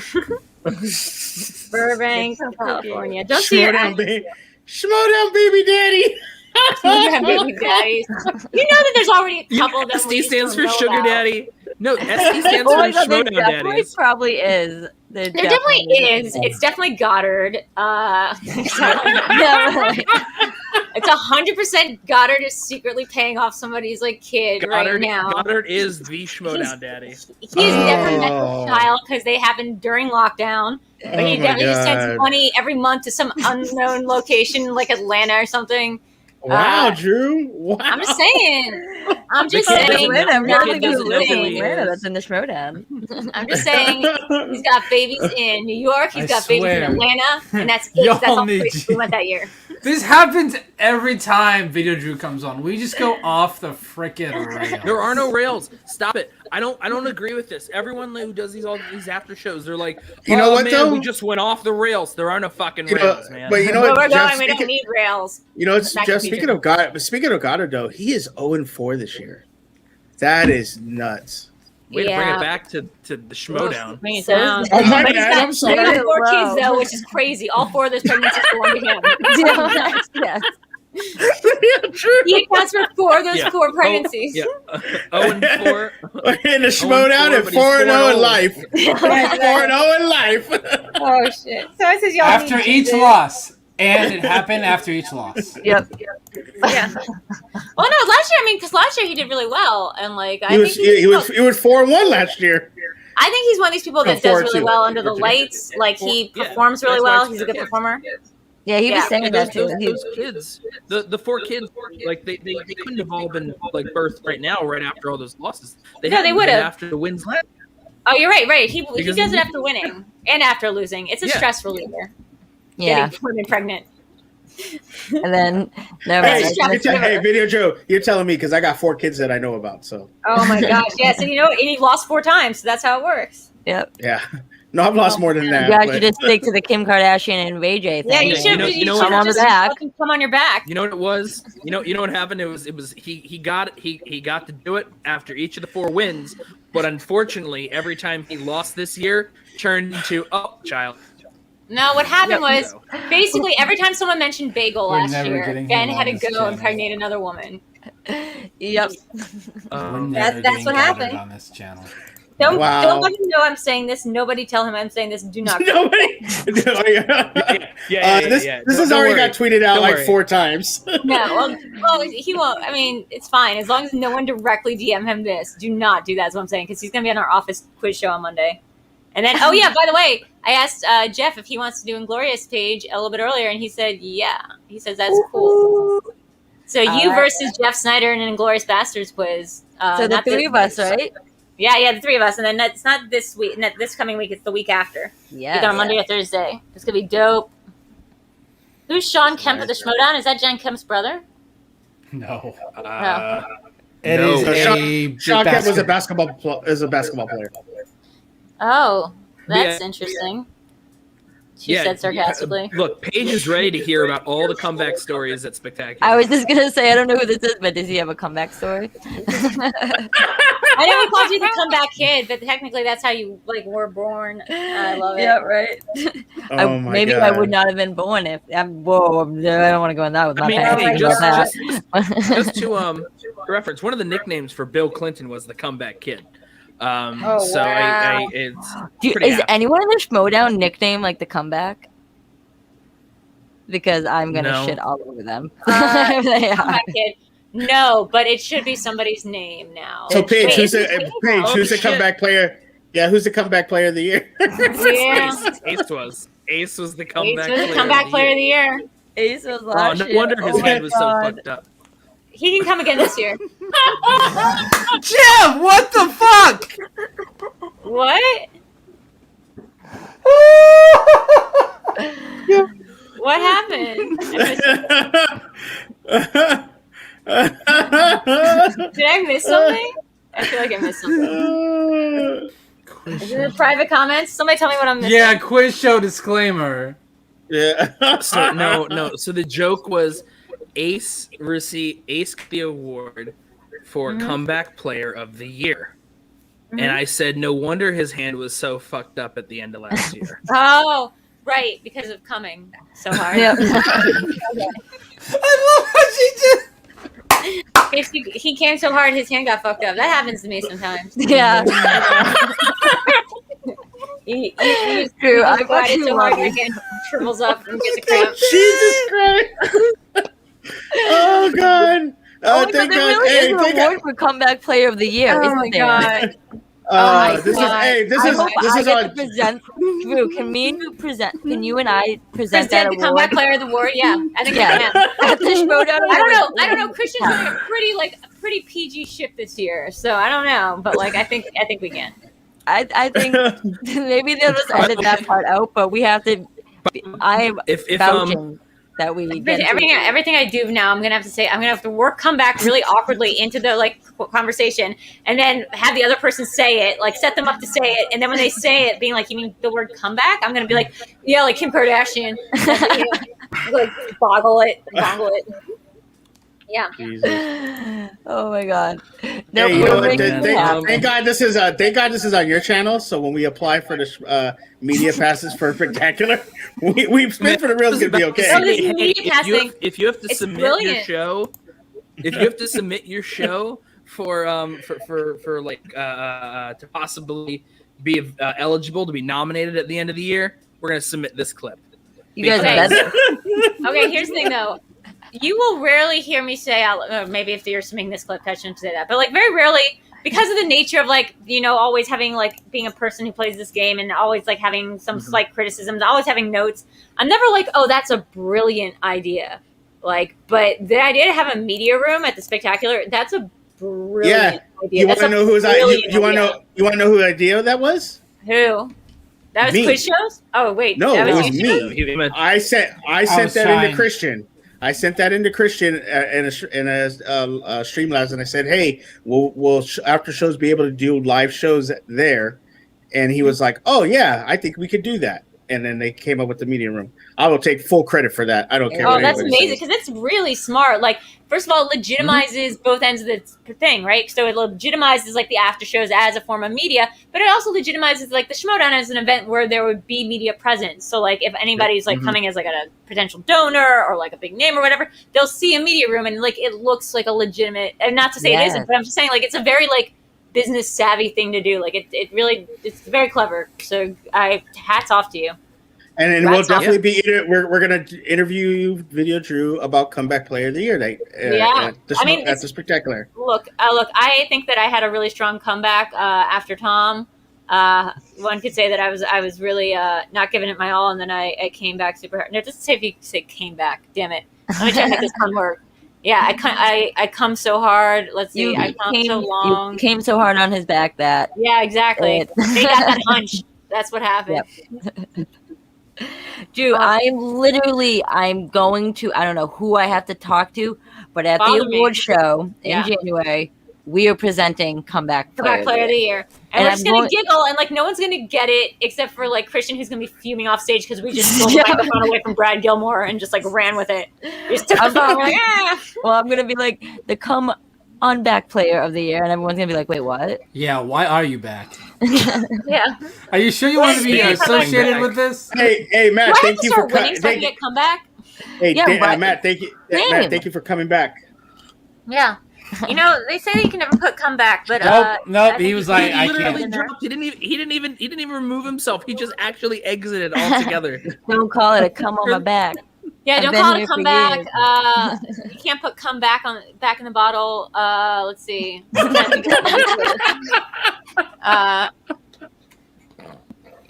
can't have a comeback, baby. Oh yes, you can. I've had two. I know, but then you're doing it wrong. Then you're not coming on the back. Then you're not coming on the back, man. No, I'm not. Yeah. Wait, we got a winner. Oh my god. Schmoe me the money shot. Coming back to me now. Yeah, that's one. Yeah. I'm doing that David Brent thing from The Office where I'm just sitting here smiling, trying to think of other desserts. Like I'm trying to think of trying to think about the desserts. Yeah, he's like trying to make more Jello puns. He's like, I'm just trying to think about the desserts, and he's just like standing there. All time. I love that. That's my second favorite joke in the original Office. After there's been a rape up there, sometimes the complaints will be false. So, by far, when I saw the original Office, I was watching it with my boyfriend and I died. Like, there's not very often times where those kind of jokes are funny. But that joke is maybe one of the funniest jokes. I'm obsessed with the American version of The Office. I've never seen the British version. You should come on our quiz we're doing Monday for The Office. Is it you doing The Office? Meant to do we're doing a repeat for our Office quiz. It's late. It's late to the party. It's Goddard, so that's why we can't get him too mad right now with all his comeback babies. And it's me, and it's everyone. you be on there too. Oh, dude, I'll everyone. Totally that. I don't know how great I would do, but I always watch the reruns. Oh, but it might be late. For It anyone actually, that I has think a it might good be late. comeback, submit it to the Streamlab. Yeah, bring your comeback to the Streamlab. Yeah. Don't call it a come on my back. I've Don't been call here it a for comeback. years. Come back, baby, come back. Come back. Wait, come, my baby. Baby, yeah, something like that. Baby, come back. Yeah. You can put your love Come, baby. on That me. really is the song, though. Yeah. Come, kombucha.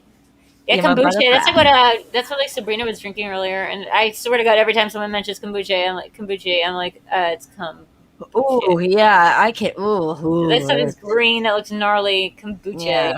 It looks like it is salty, like in a way that is gross. Like Drew, I am going to be in LA in August, the first What are we week. going to do? Let's hang out. Well, that's what I was just going to ask you. You want to hang out with me? Yes, I would like to hang out with you. Would you like to come over? And like be on Yes. the dark and just come over to my house? Yes. Okay, And we can let's just do talk that. about the best comeback stories. Yeah, we can talk about the best comeback stories. We can talk about how, like, I don't know, like we'll have to think because my brain is fried right now from doing all this eBay. Oh, no. bullshit. Yes, But, like, let's I'm do trying to it. think about the desserts, but we could like literally sit here and just do a comeback episode.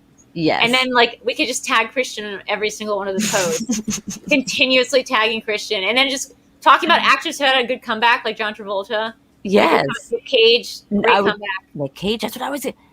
Dude, we got this. Right? Same page with that. Same Yep. Nick Page with that. That's what happens when you guys Hey, Oh my gosh. guys, no pun intended. I have some questions about Harry Potter, if you would indulge me. Go for I don't it. know Harry Potter, but go for it.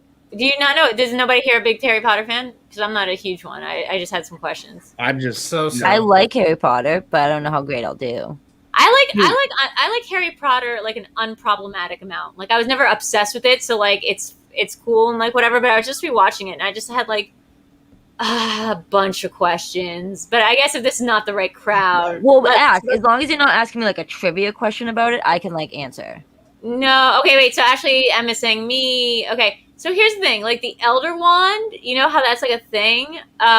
It's only supposed to work for like the wizard who disarmed the person who had it last. Mhm. But at halftime, people are just yeeting it out of windows, and like that works. Like Grindelwald just yeets it out a window, and like then he gets it, and then Dumbledore gets it from him, and like can use it, and then then Draco like disarms him, but then like Snape kills him, and then it's just buried with Dumbledore. So that's not even disarming. If you're buried with something, that's yours. No, then. so he really wasn't buried with it though. I'm pretty sure he wasn't buried with him because before he died, Draco disarmed him or something. Yeah, but I think didn't they have to take Snape undug his grave to get it out. Like they definitely But the unburied it. thing, I think it's more of like my aunt's like a huge like Potterhead, so she was like trying to explain it to me. I think it's if you like it's you. I think it's like You it's have like to disarm year them, one. but the I don't first think guy, the very first guy got it taken from him in the middle of the night, and then the wizard slit his throat. Like the wizard just yanked it from him, like while he was sleeping, and then was like, "Haha, mine!" And then he just slit the dude's throat. So like, how's that work? Matt, do you know the answer to this? Yes, it's actually in the 7th book. So it's not that you have to beat the wizard in a duel; it's just you have to kill or beat the previous owner in a duel. So kill is actually a part of it. Yeah, but he got the wand first, and then he killed the owner in a duel, and by slitting his throat in the middle of the night. And then what about Grindelwald? Grindelwald just took it. He just took it and left. I'm trying to remember. I think Grindelwald might have He killed eats out a somebody. window. Remember, like, because that's why. And then also, and this is just a secondary question. How come like no one mentioned to Voldemort that like Draco did all that? I thought the whole point of like that unbreakable like promise. Because the only person who knew was Snape. Nah, Bellatrix comes in and she goes, "Well done, Draco." She comes in before Snape. I'm talking about the only person who knew about the Elder Wand needing. Voldemort didn't do all I of see what you're saying. Yeah, but like I would think that Bellatrix, just on a base level, because they all care about Draco, right? It's like her blood. Would just be like, you know what's really cool? My nephew, went and disarmed Dumbledore. Like he did something. Otherwise, like wasn't the idea that they were gonna kill Draco if he didn't like kill Dumbledore? And since he didn't kill him, like that was kind of like a. I would think that she would mention it at the next team meeting or something. So Voldemort didn't know that the previous owner needed to die, or no, excuse me. Voldemort thought the previous owner needed to die. Like the previous owner had to die. That's why he killed Snape. He didn't know it can just be disarmed. Mm-hmm. Yeah, so because Draco disarmed him, and Voldemort's view was, "Oh, the previous owner has to die. I'm gonna kill Snape." Oh, you're telling me that he might have known about the disarmament, but it doesn't matter because he thought it was whoever killed. He didn't know about the disarmament, and because of that, he thought he only had to kill the previous owner, and that was. Wait, Ashley says Bellatrix didn't know that Draco disarmed Dumbledore, but it is in the movie that she does because she runs into the room before even Snape is there. Because I just watched the movie, and before Snape is still downstairs with Harry, and she goes, "Well done, Draco." Well, so realistically, how you view it is. All the Death Eaters thought you had to kill the former owner, not that you can disarm it. And it feels like. Can I just be honest? It feels like Voldemort spends a lot of that movie severely misinformed, or like underinformed, or purposely not informed about stuff. Like because Snape's the one who knows most of the stuff. That's why. But like, okay, so the Horcrux thing. I even read a thing last night where she's like, "Yeah, I didn't really think it through about the Harry being a Horcrux because, like, no, you have to like do a spell for a Horcrux to work. Like, you have to have intention." Like with the Horcrux, you can't just accidentally make a Horcrux. You have to do a spell. No, that I agree with. Yeah. Well, my whole thing is crazy. Yeah, my whole thing is, how did Voldemort not know that Snape was really working with Dumbledore the whole time? How did he not know Harry was a Horcrux when he kept talking to him in his head and shit? Like, what do you think it was? JK only puts time and effort into thinking about how to take down trans people. Everything else is just like. I mean, everything fair else enough, is but just like. here's a fun hot topic issue to discuss that I didn't realize was a problem until last night. That people think, and I think Dolores Umbridge is one of the best written villains of all time. Like, I think she's incredibly well written. I think a lot of people feel that way. Stephen King said that she's like the scariest character ever written for like fiction, and like I agree. I didn't know that there was a community of people who, like men specifically, who hate Dolores Umbridge like on a level that is like unhealthy, and it's like all misogyny based, and it's like I literally read a meme today that was sort of like, some people deserve to die, and it's like a picture of Voldemort, and it's like some people deserve like your pity, and it's like a picture of like Draco, and it's like or Snape, and it's like some people deserve redemption, it's a picture of Draco, and then it's like, and some people deserve to be castrated and burned alive, and like blah blah blah blah blah, and it's just a picture of Dolores. I swear to God, I just wrote, okay, so like you're saying that this bad teacher is worse than a genocidal maniac who is like concerned with pure bloodlines, and she goes, I don't think that's because in the books she's basically aligns with his views. So sure, but she isn't him. I know she's not him. She's well written, but I just there was like so much craziness about castrate. Like the vehemence of this meme was crazy. What? Like, don't let it come back. She already got like sexually assaulted by those minotaurs or whatever. So like, Umbridge was a not so nice person, but I mean, Voldemort was trying to like kill all students at like a school, so he's not a nice man. He was just trying to burn them or whatever. And she liked cats. I mean, she had a Patronus. That you can't be all evil. I'm not saying she's good. I'm saying she's a very well written villain. I just didn't know it got to the level of vehemence, whatever, where people were like castrate her, which is not even a thing you can do to chicks. Yeah. So like, I don't even know what that is. It felt very angry. And then someone went, okay, but it's worse to die. Like, it's worse. Like, their argument was, actually, it's worse to die like the way that Voldemort dies. Like, he suffered so much. And I was like, oh, because he, like, split his soul, that thing he willingly chose to do, as opposed to castrating somebody and burying them alive? What the fuck? Drew, I will tell you this. Ben Goddard always says he hates the movies and prefers the books, his reasons to it. The books go into so much more detail.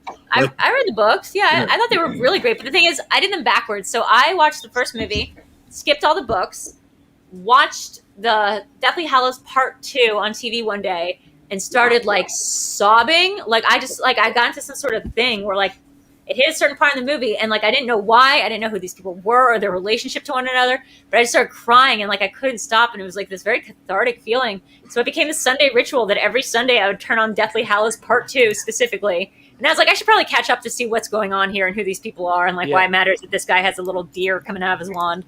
The very first Harry Potter book I ever read, I didn't know what it was, and my mom or whoever bought me Prisoner of Azkaban. So I read the Prisoner of Azkaban first. That's fun. I read that before I read the first two. And then I went back. I feel like you start with that one. So I got I got like 1 through 4 for Christmas, or 1 through 3 for Christmas, right before the first one came out, because Child Many was out before the first film came out. Oh shit. So oh my God. I read, my parents used that series to teach me how to read. So I was books into each. My cousin, he's 6 right now, and they're reading each book before allowing him to watch the movie. Oh, maybe, you know what? Maybe I should have kids so I could pass on Pokemon and Harry Potter, and have someone to talk to all the time. But here's the other thing: is I think you just triggered something. I think I was reading the very first Harry Potter book on 9/11. Like while it was happening, I was in the library trying to get through like the first book and being like, this is for kids. And then like I looked over at the TV and there was like the Twin Towers falling. And I think that's when I like gave up on trying to read Harry Potter. I guess as a teenager, like it was like literally started reading this book about witches, and then like the world fell apart. It was nuts. And I didn't pick it up again until like I was 32, and I really loved it. I loved Harry Potter. It was great. I'm not saying I'm an expert. I'm just saying like I've loved the books and I've seen all the movies. I love them too. But I just have a lot of questions. Yeah, I feel like if I read I'm always like a 21 question person when I'm watching movies. Oh my God, you have no idea. You have no idea.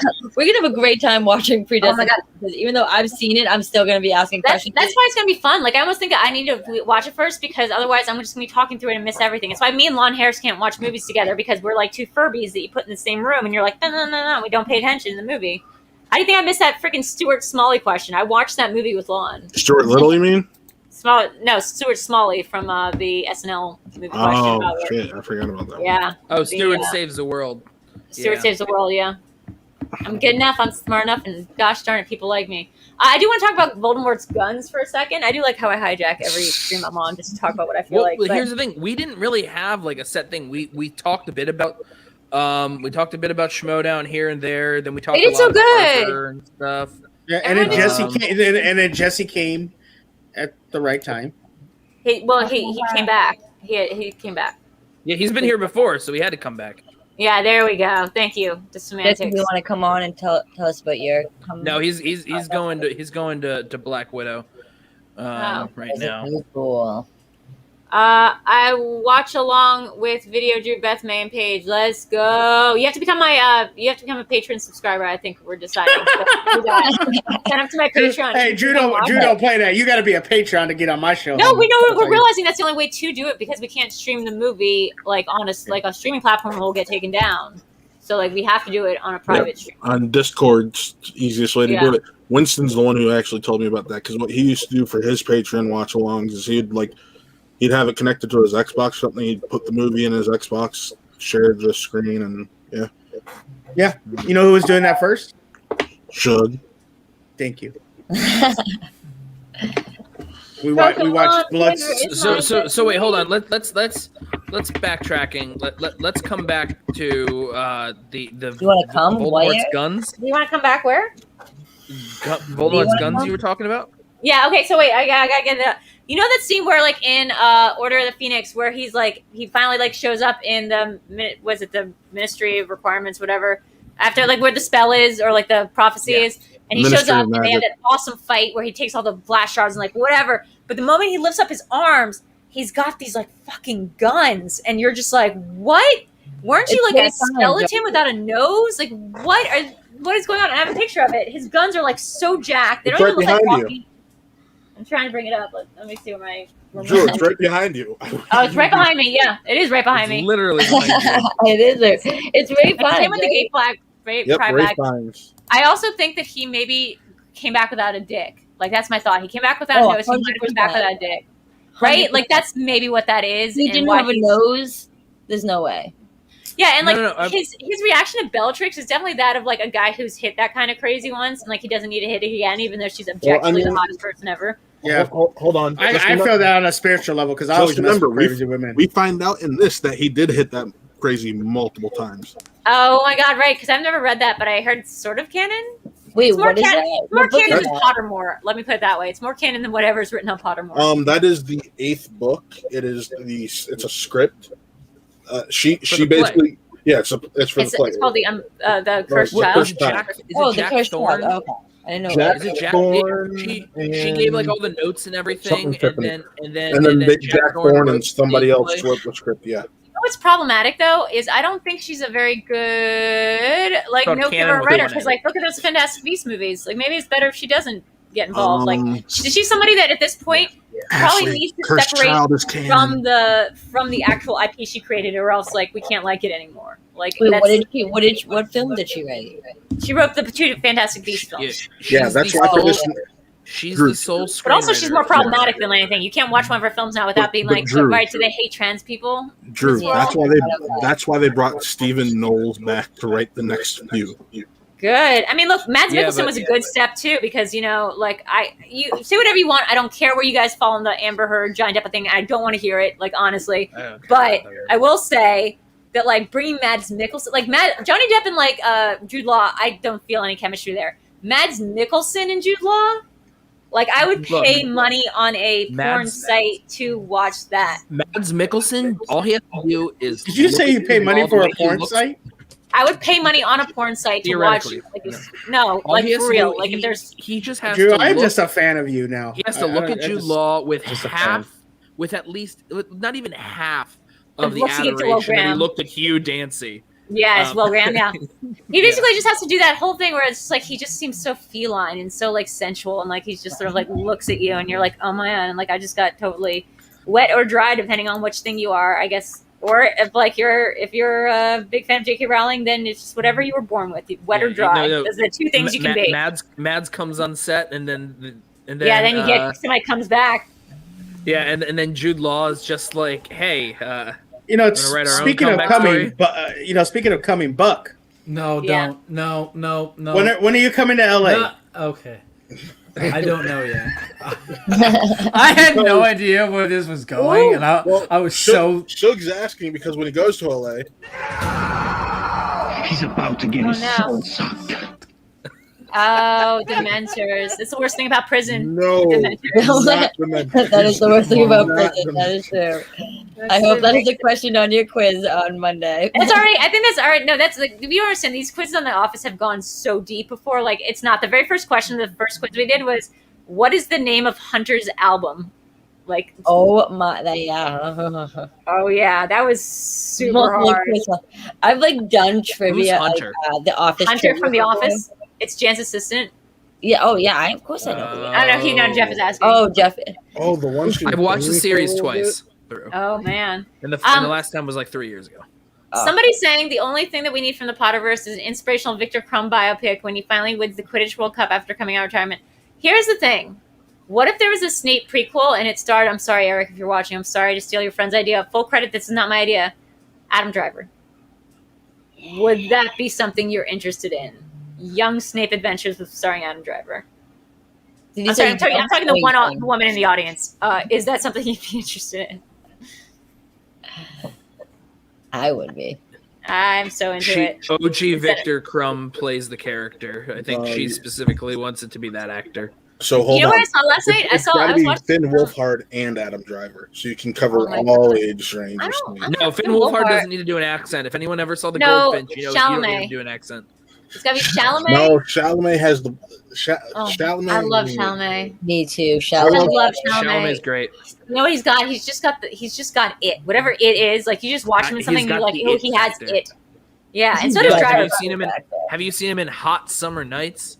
He can come on my well. Oh my god. There's so much look at when Paige does her next Paige or Video Drew do their next like promo and they say comeback, all of us are gonna go. I'm just gonna say mine. It would be the Leo meme. It will be the Leo meme. I'm gonna say I lost Marisol, but it's time that I come back. And then it's like not actually going to make sense, but I'm just going to go and then I'm going to wink into the camera like I'm Jessica Walter in Arrested Development. I'm going to be like, no, but what's great is how like the oddity that you kind of embody with your character. It would feel perfectly in tune with that. But for those that are paying attention, the 15 people that have listened to this, it's for Paige. It's for Paige. It's like getting a Death Eater tattoo, which is also something I've decided that like would be the one thing from Harry Potter I would get. Like I would just get a Death Eater tattoo. It's just first of all, it's just cool looking. Like it's a cool tattoo. I think it's cool that people have it. Secondly, Drew, are you trying to share your screen? I'm trying to share my screen because I wanted to show you guys something. I just wanted to make sure because I'm going to select. Oh shit! That's the wrong. There we go. Look at those arms. What is going on? So I never got. Like, why did he never have a nose? Dead body. I just never understood what happened to his nose. He definitely does not have a PPV. It's Paige. It's to make himself look more like a snake. Okay, but why does he want to look like a snake? The Slytherin bloodline. But here's the thing. He talks to Nagini in straight up English. Like, we should be more impressed that Snake knows English than we should be that, like, he knows Parseltongue. No, we shouldn't. No, we shouldn't, because we know why she knows English. Well, we now know why, but, like, before, wasn't everyone like, wow, that Snake is really smart? Like, that Snake is just picked up everything. I'm pretty sure it was covered that she used to be human in the original books. Well, also, wait, hold on. She's the one who disarmed Snape. I guess it doesn't matter. He's not the one with the wand. Okay, but technically, from Snape's POV, Nagini's the one that should have the power now because she's the one who disarmed Snape, not him. Is that like a proxy thing? Well, Alligator Loki's going to takes her out and then. Oh my god! So you know how Loki? You've all seen Loki, right? Yeah. No, I've never seen it. What is it? Explain to the video. So do you think it is more a Peter Pan metaphor, or do you think it's more a Wizard of Oz metaphor at this point? Wizard of Oz. I thought it was Wizard of Oz from the beginning, but last week's episode really convinced me that we're talking like I don't think it's either. To be honest. Oh, because like Crocodile straight up ate a dude's hand, and okay, that part. You guys explain and they were all these trying to kill metaphors kid then? Loki, who stood around like this the whole episode, and it was his kingdom, and there was a little kid, never aging Loki, that was like that was pretty clearly like Peter Pan syndrome. So how disappointed are we going to be when next Wednesday it's not King the Conqueror and it's Richard E. Grant's Loki? Guess what? I know who it's gonna be. It's gonna be Tara Strong. It's absolutely gonna be like a version of the little hologram thing. Miss Minutes. Miss Minutes, because she's the only one that's been in here since the beginning. She's the Agatha all along. I think the line that Richard E. Grant dropped, that he said he made a projection so convincing that it fooled Thanos. It's going to be Richard E. Grant. Here's the thing. I think it's going to turn out that whatever the chick's name is going to reveal. Like Sylvie is not. Rainslayer. Yeah, Rainslayer. She's not even like a Loki. Like she's just somebody else they plucked out of like an Asgardian type timeline or gave false memories to. And the realization that she is not a Loki is going to be sort of like this devastating moment. I think she's going to betray him because like that's going to like if you watch Sex Education, like you can feel really where Katie Heron like goes with her emotional beats, and like so far it's been pretty 1-to-1. And I think it's going to be that she wants this so bad she's willing to sacrifice at least in that moment like the actual Loki. Like in her interpersonal connection for this larger goal that she wants. So I would agree there if we hadn't seen the scene of Sylvie getting plucked from the timeline and then getting away. Yeah, If but we like we hadn't saw seen her that- like in a castle. We don't know like if she was. Her name is Sylvie. Like she's She's like she also said I don't go by when she first met Loki, when he's like, you're Loki, she's like, I don't go by that name. That's what I'm saying. I'm saying like she's Enchantress. She has said she doesn't go by that name anymore. She chose who she is. So Right. just through the dialogue and what we've seen, I'd say that I just think she's been misled. Like Loki isn't even Loki's name. His like Odin gave him that name, not like his dad. Like there's a black Loki, there's an alligator Loki. So where the timelines diverge and where you become your own person is like very nebulous, right? Because like they have all gone through different experiences. Richard E. Grant has lived past Ragnarok and lived past Thanos, and like some of them didn't live past anything, you know? I was so happy that in a way, like when I saw Richard E. Grant was cast, I thought he would be perfect to be an older Loki. And that's exactly what he was. And not only that, he was an older version of the Loki that we actually have learned about and followed the entire series up through Infinity. Yeah, he's that Loki, exactly. Yeah, which is great. The glorious purpose is such a thing that Loki would do. Like he would sacrifice. I don't think that. Yeah, I don't think though that there could be a twist that it's Richard E. Grant who's the bad guy in the end. Because the reason you wouldn't get that actor. You wouldn't get that actor for one episode. Oh my god! Yeah, you would. Absolutely, you would. And here's why. Terminator. You wouldn't get Richard E. Grant for Star Wars and then have him be a knockoff guy on a ship for a scene and a half. Yikes, except for what he did on Game of Thrones, because that's literally what they did. They put him in half an episode of Game of Thrones and then like he was in half you don't get someone like Ian McShane to show up briefly to get killed off like that. Like they do that all. I mean, like again, I don't watch that much Walking Dead, but I saw an episode recently and there was straight up like a thing, and then you're like, oh man, and I'm not gonna spoil it, but like there was a big famous character actor that showed up, and then he went bye-bye, and then a twin showed up, and you're like, okay, so they found a way to keep him on the show, and then the twin went bye-bye, and you're like, this is silly. This is a very silly program.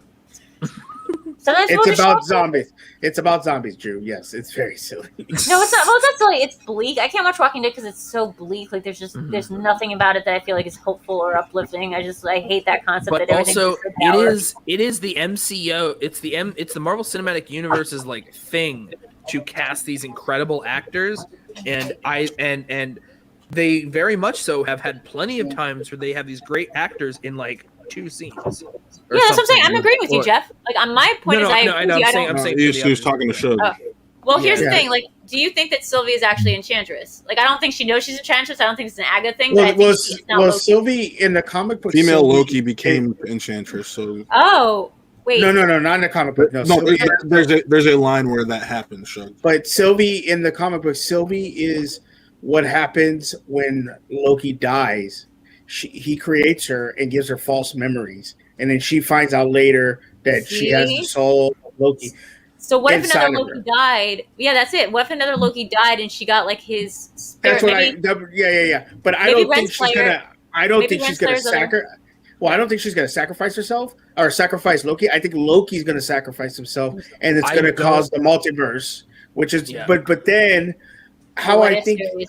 What I think is going to happen is because they released merchandise for Thor: Love and Thunder. Jane Foster has Mjolnir in that. Well, Mjolnir's broken, and Captain America took Mjolnir back. What's so she Mjolnir? must be the hammer. Hammer, yeah. Thor's It hammer. also just be remade. hammer. That's Yeah. possible. But doesn't he not No, need no. it because he can just do Thunder now? Well, no, he doesn't know. But Jane Foster is now Thor. So therefore, We'll have Thor. where did she powers, get? Yeah, how did she get that hammer? So she's probably from a different timeline, which makes me think Sylvie's going to show up in Love and Thunder. I don't So, know, guys. I also I- just feel like these things are they come up in like the They're thing so about Mephisto from like last season. There's all these things. There's like the Thanos copter. Sometimes it's just Easter eggs. Sometimes it's like whatever they throw Yeah. you. Well, off. that's why I don't think it's Kane. That's why I don't think Kane's going to be. I also the don't big know who bad. King is, so I won't be disappointed. King is King the Conqueror. some kind. I don't think he's been he's- cast as Jonathan Majors. He's apparently going to be like the next Thanos level villain or something. But I want young Yeah. Thanos. I want young I don't redemptive think it. Thanos. I don't think he's going to be the next Thanos villain. I think he's going to be like the next Loki villain. How They Loki was in confirmed Avengers. that. They confirmed a while ago he's the next big bad Shug. That's the thing. Yeah, he's the villain in Doctor Strange too, right? Yeah, it's No, Jonathan he- no. Majors, right? He's Yeah, a yeah. villain in Ant-Man. I don't Oh. think so though. I don't think he's the next big bad. no, villain. they said I just they said he's going to be the next Thanos level bad. of They the have of said the that. franchise. Yeah, but like they say a lot of things. Like the name Yeah. of the last movie is not in Infinity War. We're in the Endgame now. then- They say a lot of stuff like I love working with this actor. He's somebody I want to work with my entire life. J.K. It's It's me. myself. It's They myself. love at this point. They just Right, love well- doing that. According to Paul Bettany, he blames himself for that because he was just trying to be cheeky. Okay, just that's what I'm saying. and then he didn't. It's a little realize bit that different when people it comes were from going Kevin Feige. to- Also, Yeah, it's very different Is from Kevin Feige versus. Is it though? Wait. I here's me mean, doing the Thor meme. Kevin Is it Feige though? told us we would never get Spider-Man in the Marvel universe. So, like I said, I I don't think kind of believe that. that's I'm saying that's totally different. that's that was a that's a move business that thing. NDAs are they signed. had yeah. Yeah. But I know, I get that, Tom man. Holland's chill, just a robot Tom Holland. I understand that. I just don't think he's the next major villain. His storyline is not that great unless you have Fantastic Four. Well, look, here's the Which thing. they have I in think the Fantastic best Four. villain so far in the whole Marvel universe has been Tony Stark. Like he What is, are and we I will looking die at on that here? hill. He What is. is this? He's the villain of that whole fucking franchise, guys. Have you watched those movies? He's a megalomaniac billionaire who just like goes around doing what he wants. He creates all these robots, creates all these bad things, and then it's like, no, everyone else has to buy these like government sanctions that I've decided that I'm going to play by. He like decides he's God like 100 times over. He's a jerk. Like he's like Batman if Batman was like an egomaniacal like sociopath. Basically, And then with Bibbs, clever Bibbs has brought up like a pretty good point actually about what's it called? Elon Musk is basically him. No. In Yeah. Endgame, how it's Mm-hmm. like, this big redemptive thing. No, it's not, because at the very end, the only He thing says- he can think of is to commit mass genocide. Right. Well, and the only thing he can think of to say is, well, you're Thanos, or like, you're inevitable. Well, I'm Iron Man. Like, as if, like, saying of like an adjective about like being inevitable is the same thing as just saying his name like everyone's supposed to know who he is. This Thanos doesn't know who he is, remember. The other Thanos did. This guy doesn't know who the fuck he is. And he's like, I don't know what that means, man. That's the last thing he heard was, well, I'm Iron Man. He's like, Yeah. okay. I am So, vengeance. Paige, I know you said that you gotta leave in a minute because I your do, dog. yeah. My doggies. So, I What thought is your doggies? Where's your doggies? Bailey, Yeah, come what here. happened? Let me see if I can pick her up. You know who we Yeah. have at the house right now, or he might not. He might be still out, but we have Chance Ellison staying Yeah, with oh. us. oh, really? Because I know that because I had invited PJ on, but he was driving, and I think he was driving with Chance Yeah. too, because they're both. Oh, I don't know if PJ's here. Eric doesn't bother telling me things except like 5 minutes beforehand. He's like, "Oh yeah, I forgot." Chance. Are they not Schmoe. here yet, or are they not there yet? I think or- they came. I think Chance came because I saw Chance in the backyard for a hot second. My dogs were being apeshit, but then he went to Mike's house. So, Gotcha. That would make sense. but Is it- last time Chance was here, we had a really big. Oh, chunk that's a boy. big dog. I We had a really believe good time. I'm We gonna all watched be. all of the Outsider. I believe I'm gonna be meeting Chance in person for the first time in October. I'm going to be going to Orlando and meeting the What the Show crew, plus prepare to be Chance. Just overwhelmed. No, just kidding. Chance is great. Actually, I'm saying like Yeah. what we did this one time was it was like the time I realized that like I needed to live here. I was just visiting. I was staying with Eric, who I didn't know that well, and Chance was here, and we stayed up and we watched all of Ben Mendelsohn in The Outsider, that Stephen King adaptation. I still got to watch and that we were show. Like, yeah. it's so bad, and I like read the book. It was so bad, but we were cracking up. We were like slap happy at 4:30 in the morning when Ben Mendelsohn, to like the like dramatic music intensifies, is looking at one of those like those cork boards of like putting it all together, mystery Pepe Sylvia. Right. But like it's just pictures of children drawn stick figures, and he's like looking at them, and he's like, "What?" Like it's like music intensifies, and he's like looking at the two stick figures, and like this stick figure from over here. He's like this rendition of someone's face, and it's all just the same stupid thing. And we just lost our fucking mind. And I don't think I ever laughed I hadn't laughed that hard since probably like before my divorce. So like I knew that's when I needed to like move my ass here because I need to be around these people. And then Chance never showed up. How's that been? It's been great for me. How's that been living there? Yeah. Yeah, it's That's been good, awesome. I'm so happy here. So I'm really happy. And then it's like, oh, I forgot about the part where like Schmoe exists out here. So like I forgot about that part of it. Like I think I was thinking I should go visit New York, and I was like, well, that's a weird impulse to immediately go back to New York as soon as Schmoe like is going to start up again. I came back here for Schmoe. I was very clever about it. I was like, oh, I'm just going to be here for like 2 weeks. But like in my heart, I knew the world was going to end. So like I just knew it as I was picking my place to die. Yeah.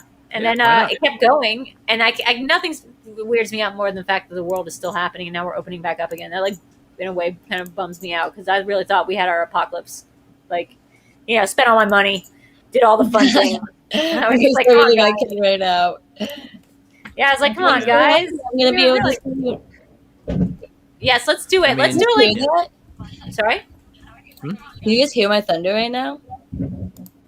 Oh wow, I'm scared of thunder. Oh yeah. That's scary. Wow. I heard that. I'm afraid to look up the yeah. info because I feel like I'm that's scaring me too. So I'm gonna take off too.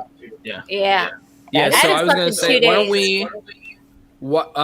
don't we wrap up here? Just because it's been about 2 hours. You should have told me that when I was 18, Jeff. Yeah. I'm gonna wrap up. You're gonna come on my back. Should have told you that at least 4 times, Shug. Yep.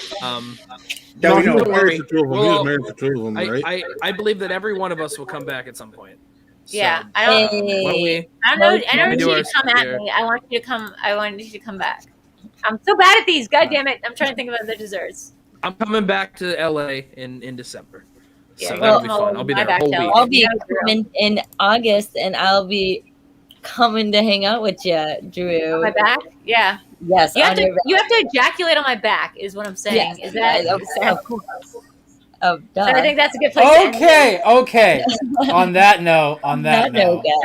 we're gonna. Matt Thomas, where can people find you? Matt Thomas, where can people find you? Embarrassed on this fucking show tonight. Want real entertainment? See you there. Drew, what do you got going on? You know me, I'm like doing Pokemon now, so I do a lot of Pokemon unboxing. Guys, I bought like booster packs and stuff. I'll be giving them away on Sunday night during Live in the Dark. I'm debating whether I'm even going to have a guest or not. We might just be doing giveaways. So if you go to my YouTube channel, everything's at Video Drew, and you comment on my last Pika Drew's Pokemon video and say your favorite Pokemon / Fast 9 like collaboration character, then you enter to a chance to win. And you can win some really cool Pokemon. Nice. So do that. Nice.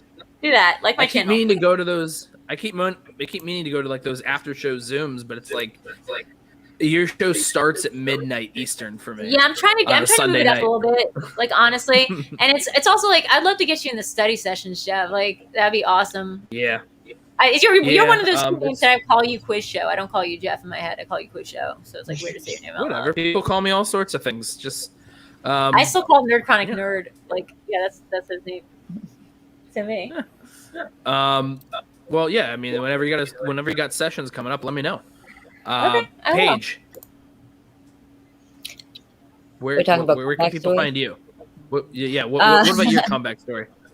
So you guys can come and find me. Yeah, come back to it. On Twitter and Instagram at Come, comma, and find me. Mm-hmm. We're gonna have to come back to page later, or you know what? I can come back to page now. Yeah, we got this. Whenever you want. Sugar Bear, where can people find you? Jesus. You can find me on TikTok, SugeKnight323, Twitter, SugeKnight323, and Twitch, SugeKnight1323. And on What Real Entertainment. Come and find him. Stop it. Buck. Get some help. Find me here, Twitter and Instagram at BrandonBuck88. Just see everything that I'm doing there. It'll be fun. Jeff, where can we find you? Not in Philly. Yeah, right here. Jeff1106. That's Twitter. And other than that, I mean, like, this is a weird show. I got the perfect soundbite to end it on too. Okay, great. Watch me on SCN, guys. That's gonna be my new thing. I decided. So with all the coming stuff and all this, after this not sound going clip, with the women, that's the problem. But the coming. All right, go. What's up? This is the soundbite to end on tonight. I'm not gonna lie, I'm a hope too.